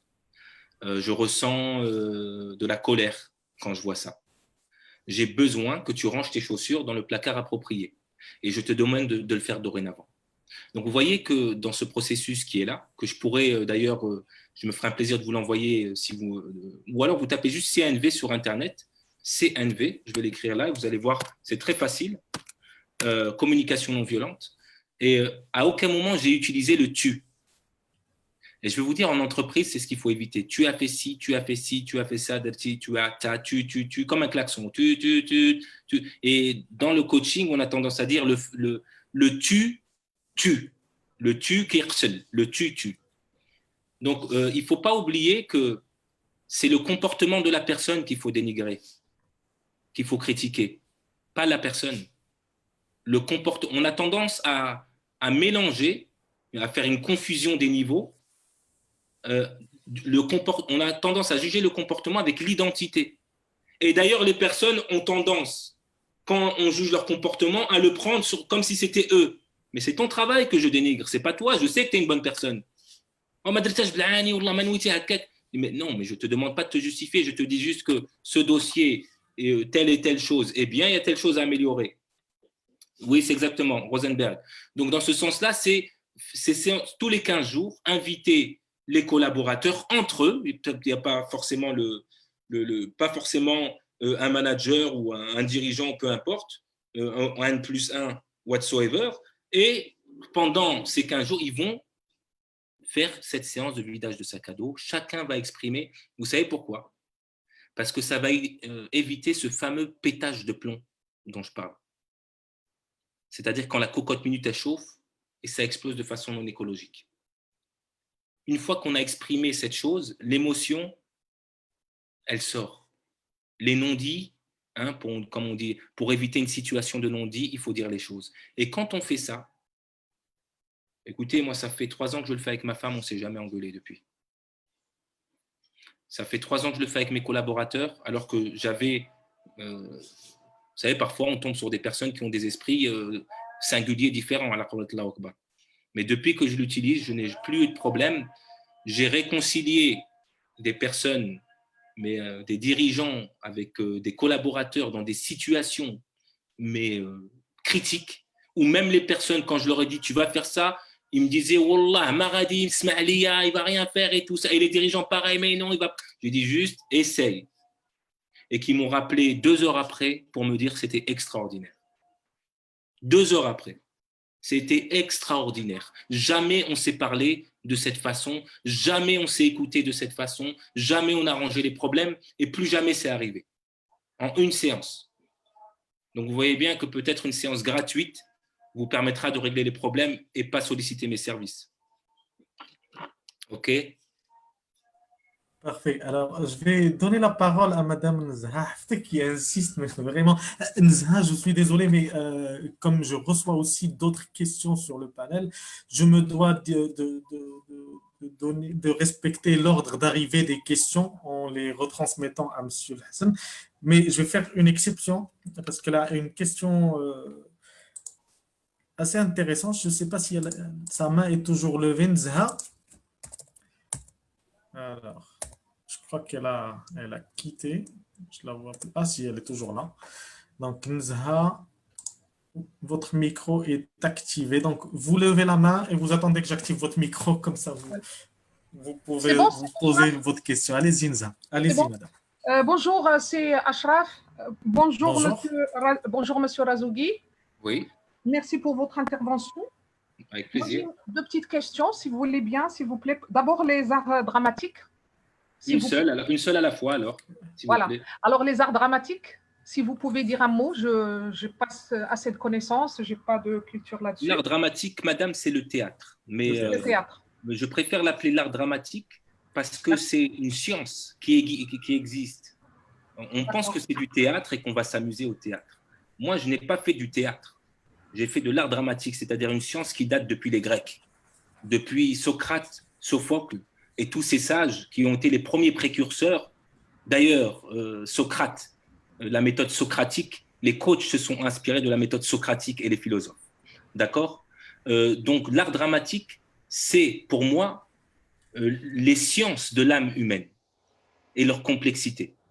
C'est-à-dire la pensée, l'émotion, le comportement et bien d'autres choses. Et aussi quelque chose de spirituel, d'indéfinissable et de mystérieux. Est-ce que ça vous va comme réponse, Madame Hapti? Merci En beaucoup. partie. La question est hors sujet, madame Nzha. Et au début, Ah bon? nous avons précisé que D'accord, nous ne prendrons que les questions en relation avec le sujet traité. d'accord. Merci beaucoup, Lalenza. Alors, votre deuxième question, si elle est en liaison avec le Oui, sujet, je vous oui, prie de la poser. Allez-y. je voulais, s'il vous plaît, vérifier si j'ai bien entendu quand elle a parlé de ce qui n'est pas quantifiable, ce qui n'est pas mesurable. Est-ce que vous avez bien dit la douleur? C'est la douleur qui n'est pas quantifiable? Absolument. Pardon?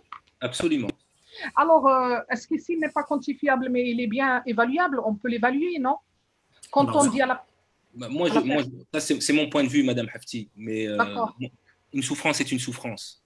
Un D'accord. bébé qui pleure parce qu'il n'a pas un bonbon et un collaborateur qui pleure parce qu'on a baissé son salaire ou un dirigeant qui pleure parce que le chiffre d'affaires a baissé drastiquement, c'est une souffrance pour moi. Peu importe ce qui se passe. On peut une bien douleur, l'évaluer? c'est ce qu'on ressent. Peu importe le degré, tout est Peu importe le évaluable. degré, c'est une souffrance, tout simplement. Merci. Merci. Merci Nza. Alors, je prends une question de Mourad Ben Ahmed de Zoom. Après, je vais prendre quelques questions aussi de nos amis sur Facebook qu'on a oublié en cette session. Alors, comment réconcilier les collaborateurs non satisfaits et les collaborateurs non affectés par la crise qu'a vit l'entreprise? Comment gérer la jalousie entre collaborateurs? Je reformule, hein. Je me permets de reformuler la question. Comment gérer la jalousie entre collaborateurs de ceux qui ont été impactés et ceux qui n'ont pas subi? C'est-à-dire, il faudrait être plus de précision pour ça. C'est-à-dire que impacter, là, je ne peux pas répondre parce que c'est chaque cas. Par exemple, il y a des cadres qui ne vont pas avoir leur salaire et des personnes qui ont justement, je sais pas, j'ai pour exemple une entreprise, je ne vais pas citer le nom, qui a arrêté de payer ses cadres, mais par contre, qui continue à payer les coursiers et tout ça parce qu'ils n'ont pas les moyens de subvenir pendant ces 3 mois. Est-ce que le cadre doit être jaloux du coursier qui touche 10% de son salaire et parce qu'il touche son salaire? C'est au cas par cas et je ne pourrais pas répondre à cette question-là, sincèrement. Par contre, pour remédier à la jalousie, je dirais aussi, ça dépend des circonstances. Il y a des team building, il y a des exercices pour remédier à ce genre de problématiques, c'est-à-dire, ce sont des problèmes de confiance en soi, en fait. Donc, insuffler de la confiance en soi. Après, une personne qui est jalouse dans l'entreprise, vous savez, c'est comme dans le monde, hein. Quand il y a quelqu'un qui a plus les moyens que d'autres, qui a une situation meilleure que quelqu'un, on ne peut pas contrôler ça. Contrôler la jalousie des autres, je ne peux pas intervenir. Je ne peux absolument. Par contre, contrôler la façon avec laquelle on voit comment ça nous impacte que les autres soient jaloux, ça, je peux le faire. Ça, je peux donner des réponses là-dessus. Mais on ne peut pas contrôler ce qui vient de l'extérieur. C'est comme dire comment faire pour contrôler le coronavirus. Je veux dire, je ne sais pas. La question est comment réconcilier les deux. Comment réconcilier les deux? Les team building. Les team building. La parole, le vidage de sac à dos. les exercices. Ça, j'ai répondu à la première question en disant ça. On peut faire des choses, alimenter la confiance en soi, intelligence relationnelle. Vous savez, il suffit juste de faire, et je ne parle pas que de team building, je parle aussi de team coaching, c'est-à-dire du coaching d'équipe. Je, C'est-à-dire crois- que, je vous rejoins et je dis aussi que c'est la communication parce que ce type de problème, on le vit même en entreprise entre le chef, le CEO, fondateur et les employés ou collaborateurs pour enfin, je ne sais pas comment on devrait les appeler collaborateurs ou les employés. Parce que la façon dont un collaborateur voit son patron, ça pourrait rejoindre cette situation-là où justement des collaborateurs peuvent se sentir jaloux de leurs supérieurs en quelque sorte, ceux qui n'ont pas été autant affectés que les autres. Parce qu'on voit souvent les cadres comme étant ceux qui récoltent les fruits de labeur des subordonnés en quelque sorte. Et donc, c'est là, moi, je vois la question comme une représentation de cette catégorie-là. C'est un cadre est peut-être affecté, mais pas autant qu'un cadre moyen ou qu'un employé ordinaire. Vous avez tout à l'heure dit qu'il touchait peut-être 10% du salaire du cadre. Peut-être que appliquer 50% de salaire pour l'ensemble, l'employé se sentira toujours lésé dans l'affaire, puisque le cadre continue de toucher 50% alors qu'il ne fait rien. c'est Comment pour ça que, justement est-ce qu'on peut équilibrer un peu les... vous savez, première des choses, c'est que le monde, il est régi comme ça. Le monde, vous savez, vous parlez d'une problématique qui ne concerne pas l'entreprise. On peut dire aussi comment faire pour les gens qui habitent dans un bidonville, au Hay Mohammadi, qui n'ont pas les moyens, qui ne vivent pas, et les gens qui habitent à côté de Ain Diab. On pourrait dire comment faire pour que ces gens trouvent l'harmonie. Vous savez, moi, je ne vais pas faire de la démagogie. Et je vais pas non plus, je ne suis pas communiste. Je suis né dans un monde qui est régi comme ça. Et il est régi comme ça, et je ne suis pas là pour remettre en question l'équilibre de la vie et les différents niveaux sociaux. Dans l'entreprise, vous savez, c'est un système. Comme un pays, c'est un système. Une ville est un système. Il y a plusieurs départements, il y a de la hiérarchie. Et ça, je pense, j'invite à une acceptation de ça. C'est-à-dire, c'est plus une acceptation de sa situation. Je ne peux pas, comment engendrer le sentiment de justice chez des personnes qui ont le sentiment de vivre l'injustice? Je ne sais pas, pour vous dire la vérité. Et je pense que là, on est dans des questions philosophiques plus que dans des choses qui sont du domaine du développement personnel. Par contre, ce que je peux dire, c'est que, comme le dirait un ami coach et acteur d'ailleurs, il dit qu'un ennemi, c'est quelqu'un avec qui on n'a pas pris le temps de boire un café. Et je suis convaincu de ça.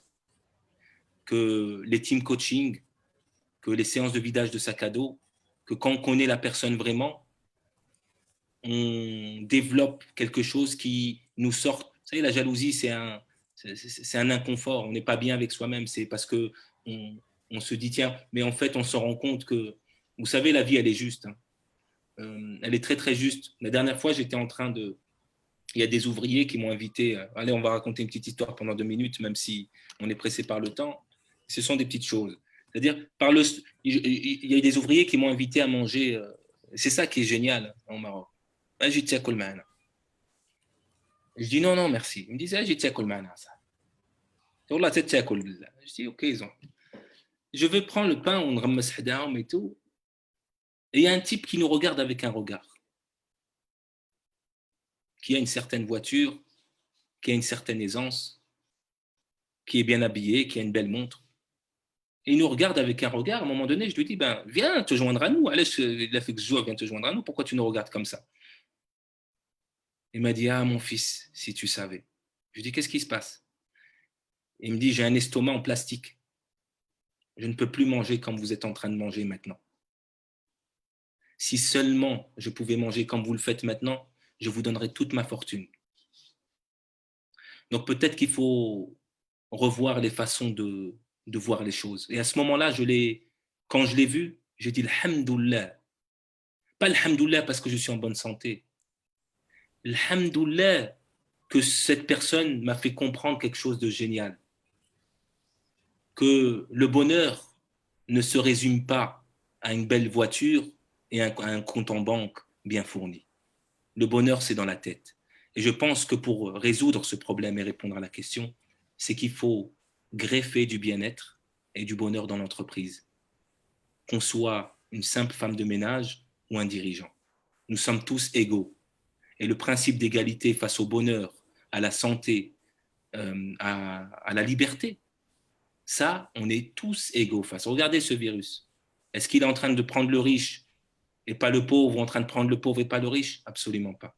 Nous sommes tous égaux. Et ça, je pense que c'est un paradigme, mais c'est une croyance qu'il faudrait modifier chez les personnes qui pensent qu'il y en a qui sont plus chanceuses que d'autres. Non, je ne pense pas. Nous sommes tous égaux face à la vie et au bonheur. Merci beaucoup, Hassan. Ça, c'est le pouvoir de l'acceptation et de la gratitude. Et je fais un petit coucou à Madame Soraya Khaled par la même occasion, qui a animé plusieurs conférences, plusieurs webinaires durant tout le mois du Ramadan et qui a traité de cette thématique-là. Merci beaucoup, Hassan. Je prends une question de Facebook. Alors, pourquoi certains dirigeants font un amalgame entre la vie professionnelle et la vie familiale, mettant le foyer dans une situation délicate, voire même critique, et qui met cet équilibre en danger? Je reprends la question, Hassan. Oui, c'est juste, je sais, mais même, je vois plus ou moins, mais c'est pas, je sais, en tout cas, mon travail, c'est de préciser la question. Le problème, c'est que je n'ai pas c'est que ce genre de question mérite d'être vraiment précisée et elle mérite d'être concise parce que je vois qu'il y a tout un monde derrière. Il y a une situation, claire. Ouais. Mais qu'est-ce que c'est cette situation, en fait? Qu'est-ce qui s'est passé concrètement, en fait, j'ai envie de dire à cette personne? Est-ce que le patron vous a demandé de travailler, je ne sais pas, 18 heures dans la maison et de plus vous occuper de vos enfants? Je ne sais pas ce qui s'est passé. Donc, il faut vraiment une espèce de clairvoyance, de concision, de précision. Qu'est-ce qui s'est passé concrètement? De clarté. Oui. Il faut connaître la situation pour pouvoir y répondre. Alors, j'en prendrai une autre. Alors, je vais juste vérifier s'il s'agit d'une question ou juste un commentaire.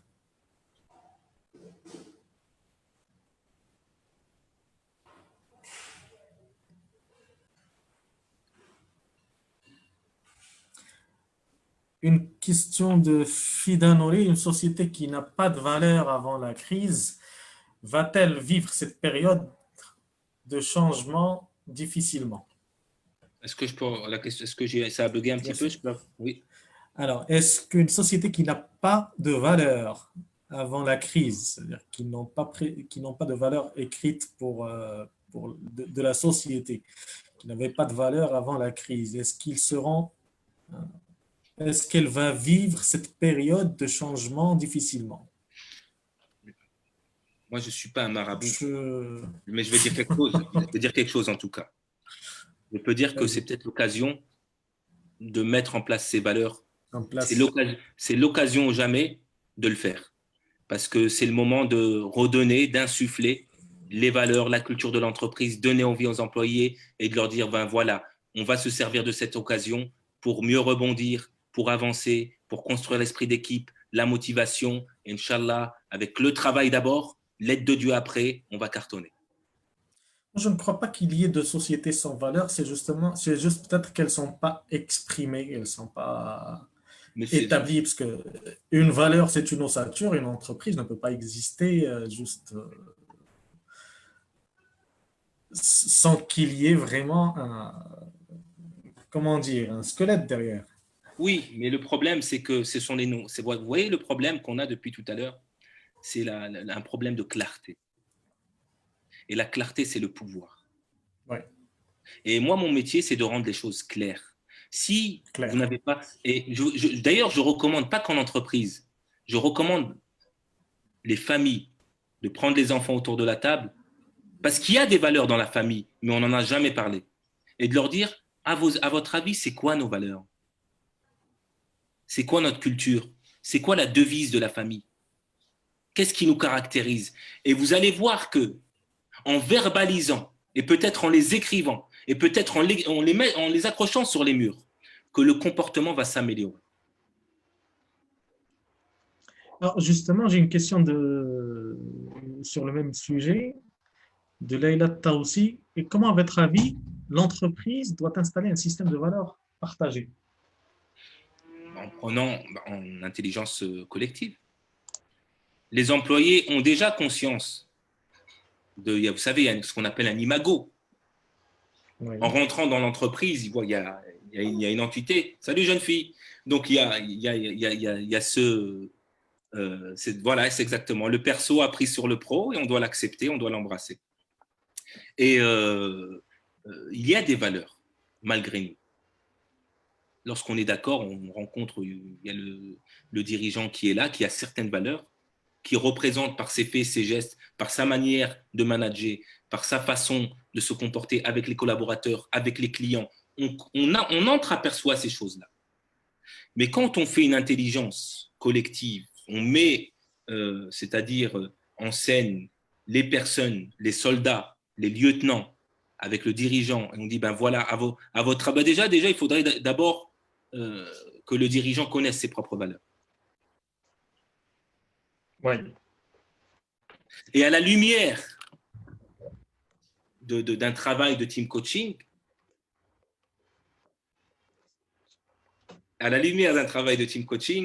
de questionner avec les personnes, avec ses lieutenants, avec ses bras droits, avec ses conseillers, avec ses coachs.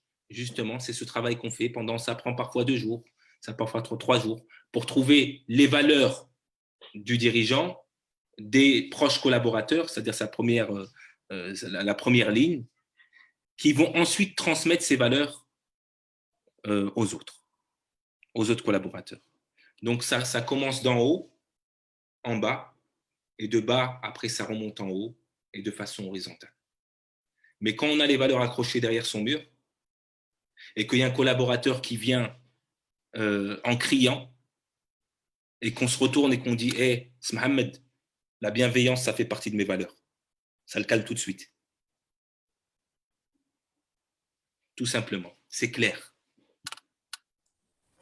Merci beaucoup, c'est Hassan, et je m'excuse auprès de Il n'y a aucun problème. Ça a ajouté de l'étonnement, de la naïveté, du bonheur. Ça m'a bien fait sourire, il n'y a aucun souci. D'ailleurs, je m'étonne que mon fils ne soit pas venu. Alors, je vais tout de suite donner la parole à Ahmed Idils qui vient de lever la main. C'est Ahmed, si vous voulez, c'est Ahmed Idils. Alors, je viens d'activer votre micro. Bonjour tout le monde. Bonjour. Bonjour, c'est Hassan et merci Cheikh Ashraf pour l'animation et merci pour l'intervention. Juste une équation qui me paraît un petit peu difficilement à trouver la solution pour cette équation. Vu juste, donc moi, autant que gérant de cabinet comptable, donc on rencontre pas mal de dirigeants et pas mal de gérants. L'équation, c'est l'équation incompléte entre ce problème de l'intelligence du groupe et l'offre, ou bien le conflit entre l'offre et la demande au sein de l'entreprise. Parce qu'un salarié, s'il vient à l'entreprise, c'est pour offrir une compétence et avoir vers la fin un prix pour cette offre. En parallèle, le dirigeant, il est pour ça. Donc, c'est pour avoir avoir cette compétence. Et puis, donc, c'est-à-dire, c'est valorisant. C'est-à-dire comment régler, concrétiser ou faire cette relation entre cette partie qui est matérielle et partie immatérielle. Parce que vers la fin, si un dirigeant, s'il investit dans les compétences, à savoir par exemple les formations pour les collaborateurs, vers la fin, le salarié, soit qu'il part, soit qu'il reste. S'il veut rester, donc il va payer plus. Sinon, déjà un investissement et le retour d'investissement, ça va prendre du temps. Je crois que c'est un petit peu... je ne sais pas, est-ce que est-ce que vous avez bien compris ma question et... Vous avez... Est-ce que vous aurez la gentillesse, si Ahmed, de reformuler en une phrase la question? Juste vraiment, j'ai une petite idée, mais j'ai juste envie de confirmer mes intuitions. C'est-à-dire le côté matériel et immatériel au sein de l'entreprise. Qu'est-ce que tu appelles l'immatériel? C'est-à-dire matériel, je parle au niveau dirigeant. C'est un investissement pour lui. La rémunération, le salaire. Oui, exactement. Il faut qu'il mette des salaires, il faut qu'il paye des salaires. Bien sûr. Donc, Bah, pour les salariés donc, s'il dit payer des salaires, c'est-à-dire en parallèle, il propose des formations pour les collaborateurs. Alors, ces formations, le collaborateur, il ne peut pas rester tout le temps dans l'entreprise. Donc, c'est un investissement pour le dirigeant. Donc, ce conflit, avec le retour d'investissement pour le dirigeant et le salarié qui a tiré profit de ces formations, par exemple, donc un conflit qui est devenu ingérable au niveau de la société. Comment peut-on, je ne sais pas, faire une réconciliation ou créer une harmonie entre le don et le reçu, le don du dirigeant et le reçu du salarié. Est-ce que vous parlez Si Ahmed, de la transaction entre le fait que l'employé donne un salaire en contrepartie, le collaborateur doit fournir un travail et donc un résultat, c'est ça? Oui, exactement, oui. Et quelle est la question qui vient après ça? Donc, il y a un échange, il y a une transaction, ok? Quel est le problème en fait entre eux? Alors, la question, c'est le conflit qui est né au moment de ce partage, au moment de cette transaction. C'est-à-dire quels sont les droits et les devoirs de chacun, c'est ça? Oui, exactement, oui. Quels sont les droits et les devoirs? Ben, écoutez, il y a une transaction. Il y a une transaction, il y a comme une espèce de commerce qui est là. Sauf qu'on s'est rendu compte aujourd'hui que, en fait, le salaire ne suffit pas. C'est-à-dire qu'il y a des personnes il y a un accomplissement de soi. Donc, si on revient à la pyramide, quelque chose de basique, on ne va pas faire compliqué. C'est-à-dire que dans le travail, on passe plus de temps aujourd'hui au travail qu'avec sa propre famille. Et qu'il faut trouver du sens maintenant pour la personne. Je parle du point de vue du collaborateur. Je garde ma distance critique et ma neutralité. Donc cette personne, le salaire ne suffit pas. Il y a aussi il y a une question qui me paraît importante ici à intégrer, comme ça fera un bouquet pour deux. C'est est-ce que tous les types de personnalités peuvent faire preuve de résilience? Oui, à partir du moment où on s'adresse avec leur mode, leur canal de communication préférentiel.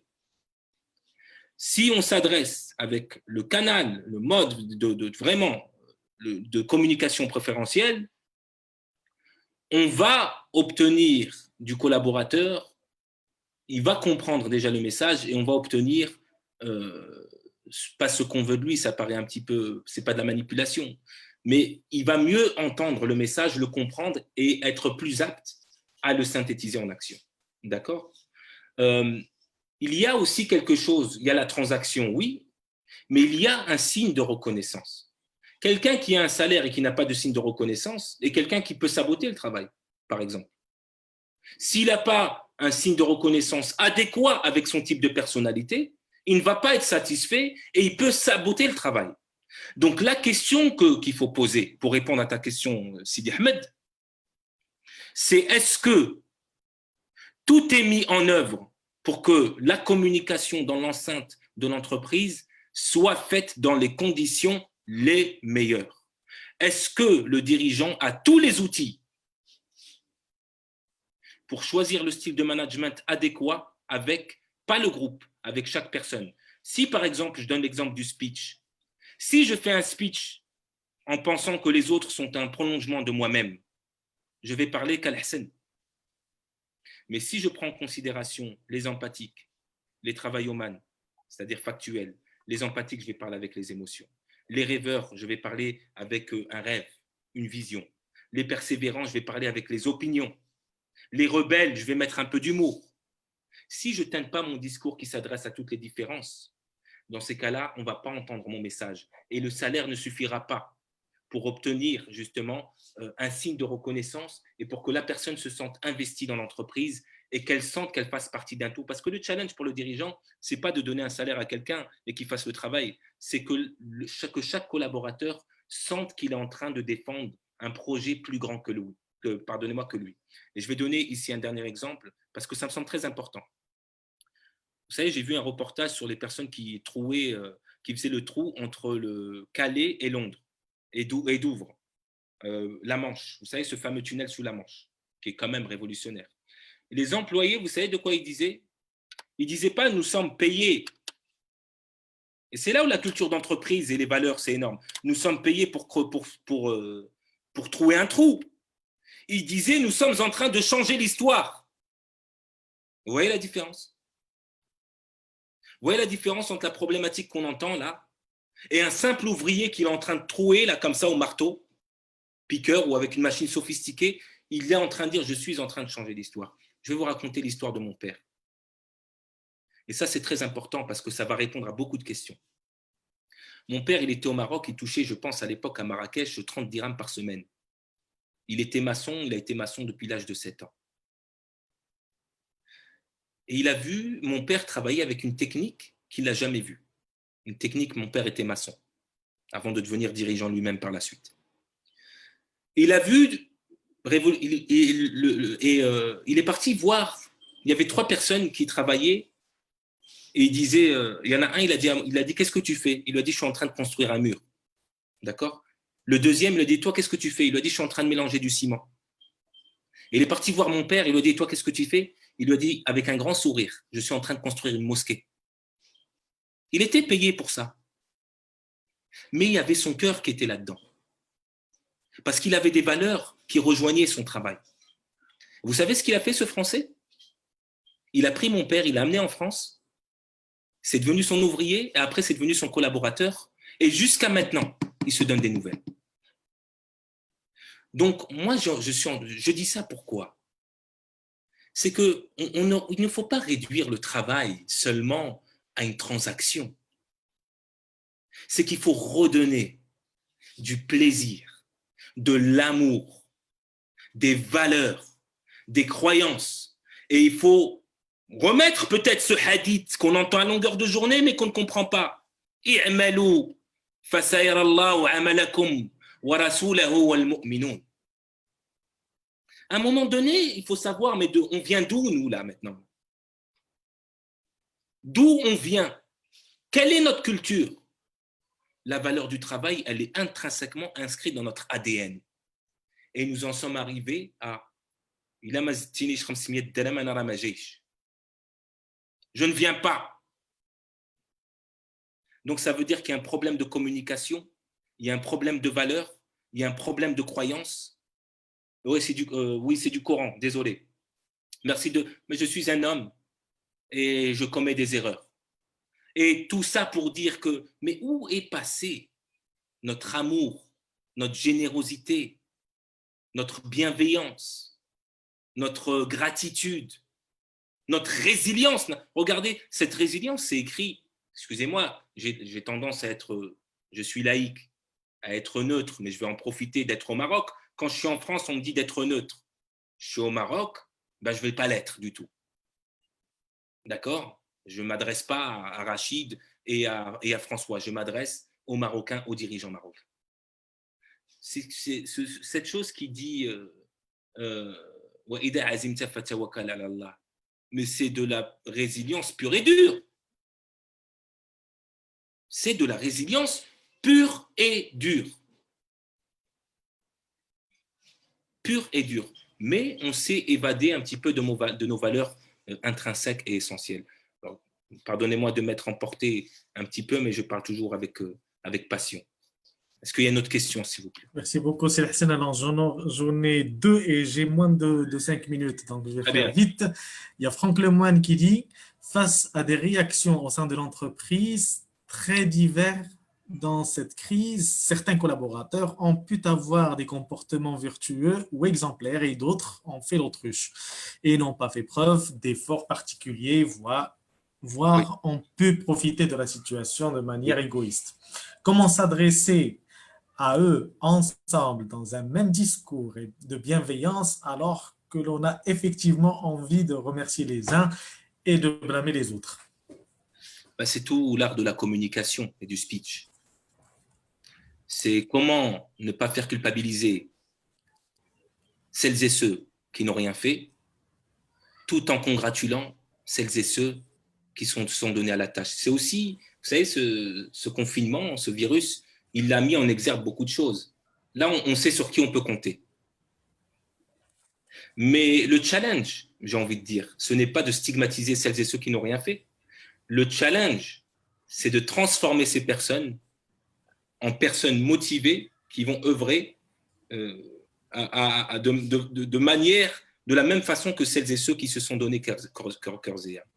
Et se poser la question, quelle est la raison pour laquelle certaines personnes étaient dévouées et d'autres ne l'étaient pas? Est-ce qu'il y a eu un événement? Est-ce qu'il y a eu... Parce qu'il y a toujours une raison pour cela. Et peut-être inviter ces personnes, mais ces mêmes personnes, à travailler avec celles et ceux qui sont motivés. Il ne faudrait pas organiser, par exemple, un team building avec celles et ceux qui sont sérieux. Non, il faudrait les rassembler ensemble parce qu'ils vont les tirer vers le haut. Ils vont les tirer par l'exemplarité, ils vont les tirer par le haut.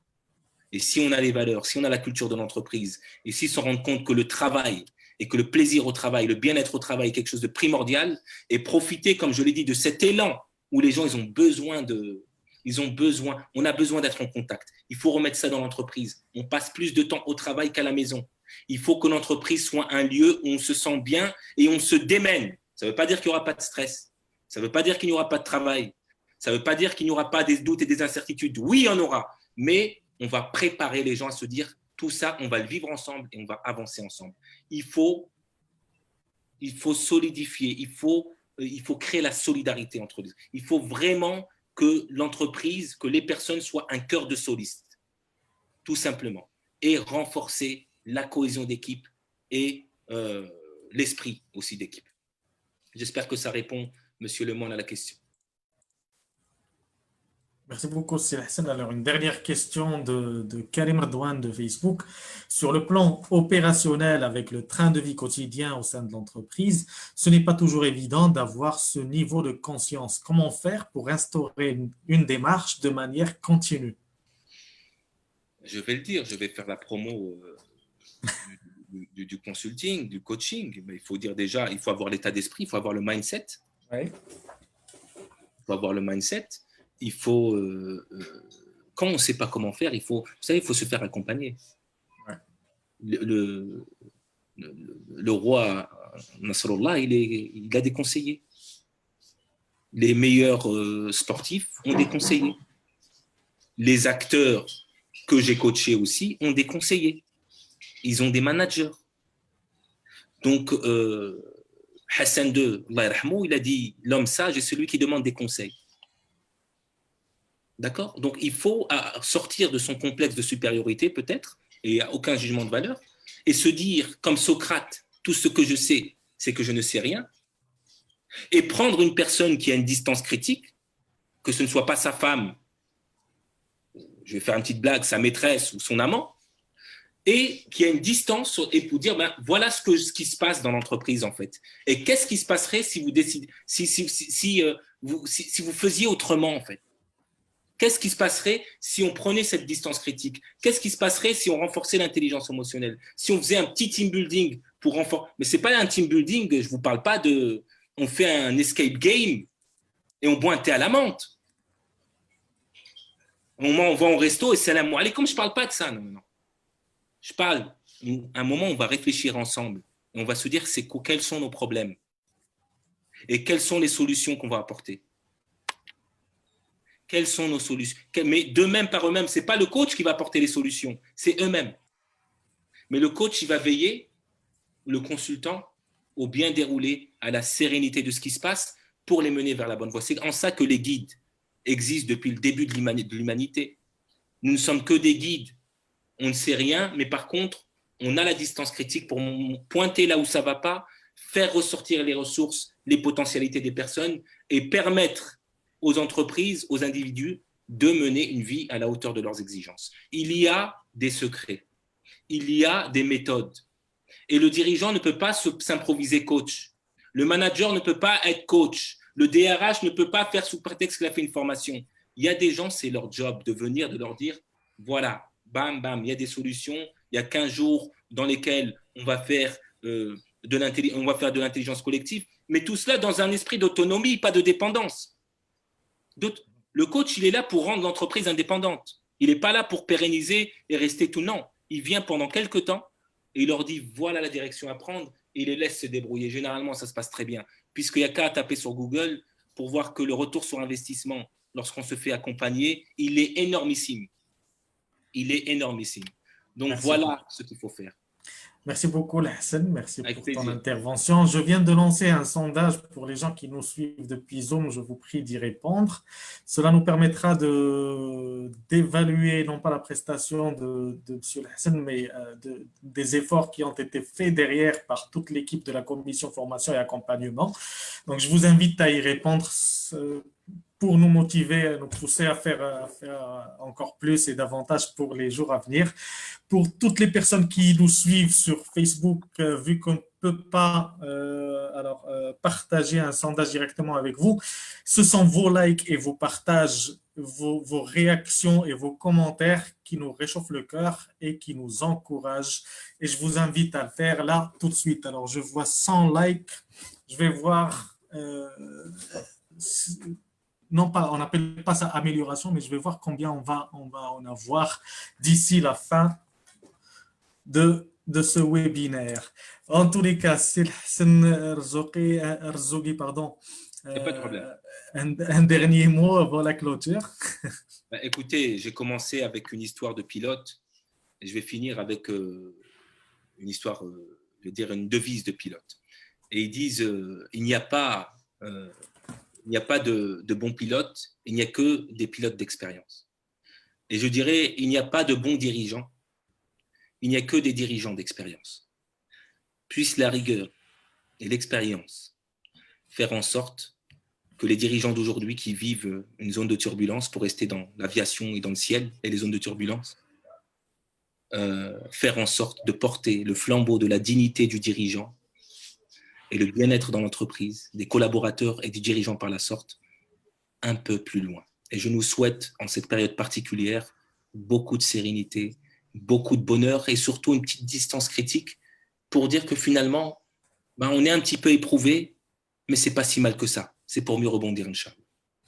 Voilà. Inch'Allah. Merci beaucoup, Sil Hassan, d'avoir été parmi nous. Alors, pour tous ceux et celles qui veulent garder le contact avec Sil Hassan Rzougi, vous n'avez qu'à visiter sa page sur Facebook, Coach Hassan Rzougi, ou sur LinkedIn, qui porte le même nom et prénom.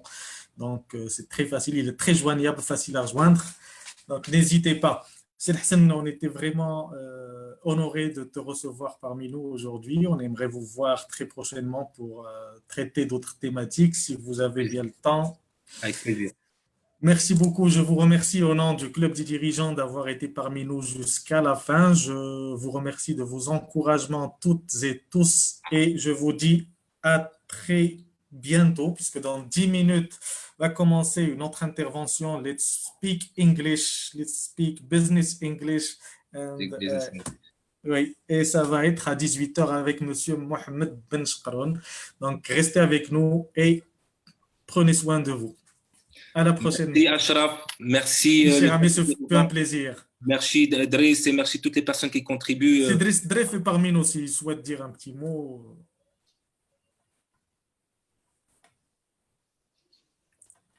C'est peut-être sa pause café. Ouais.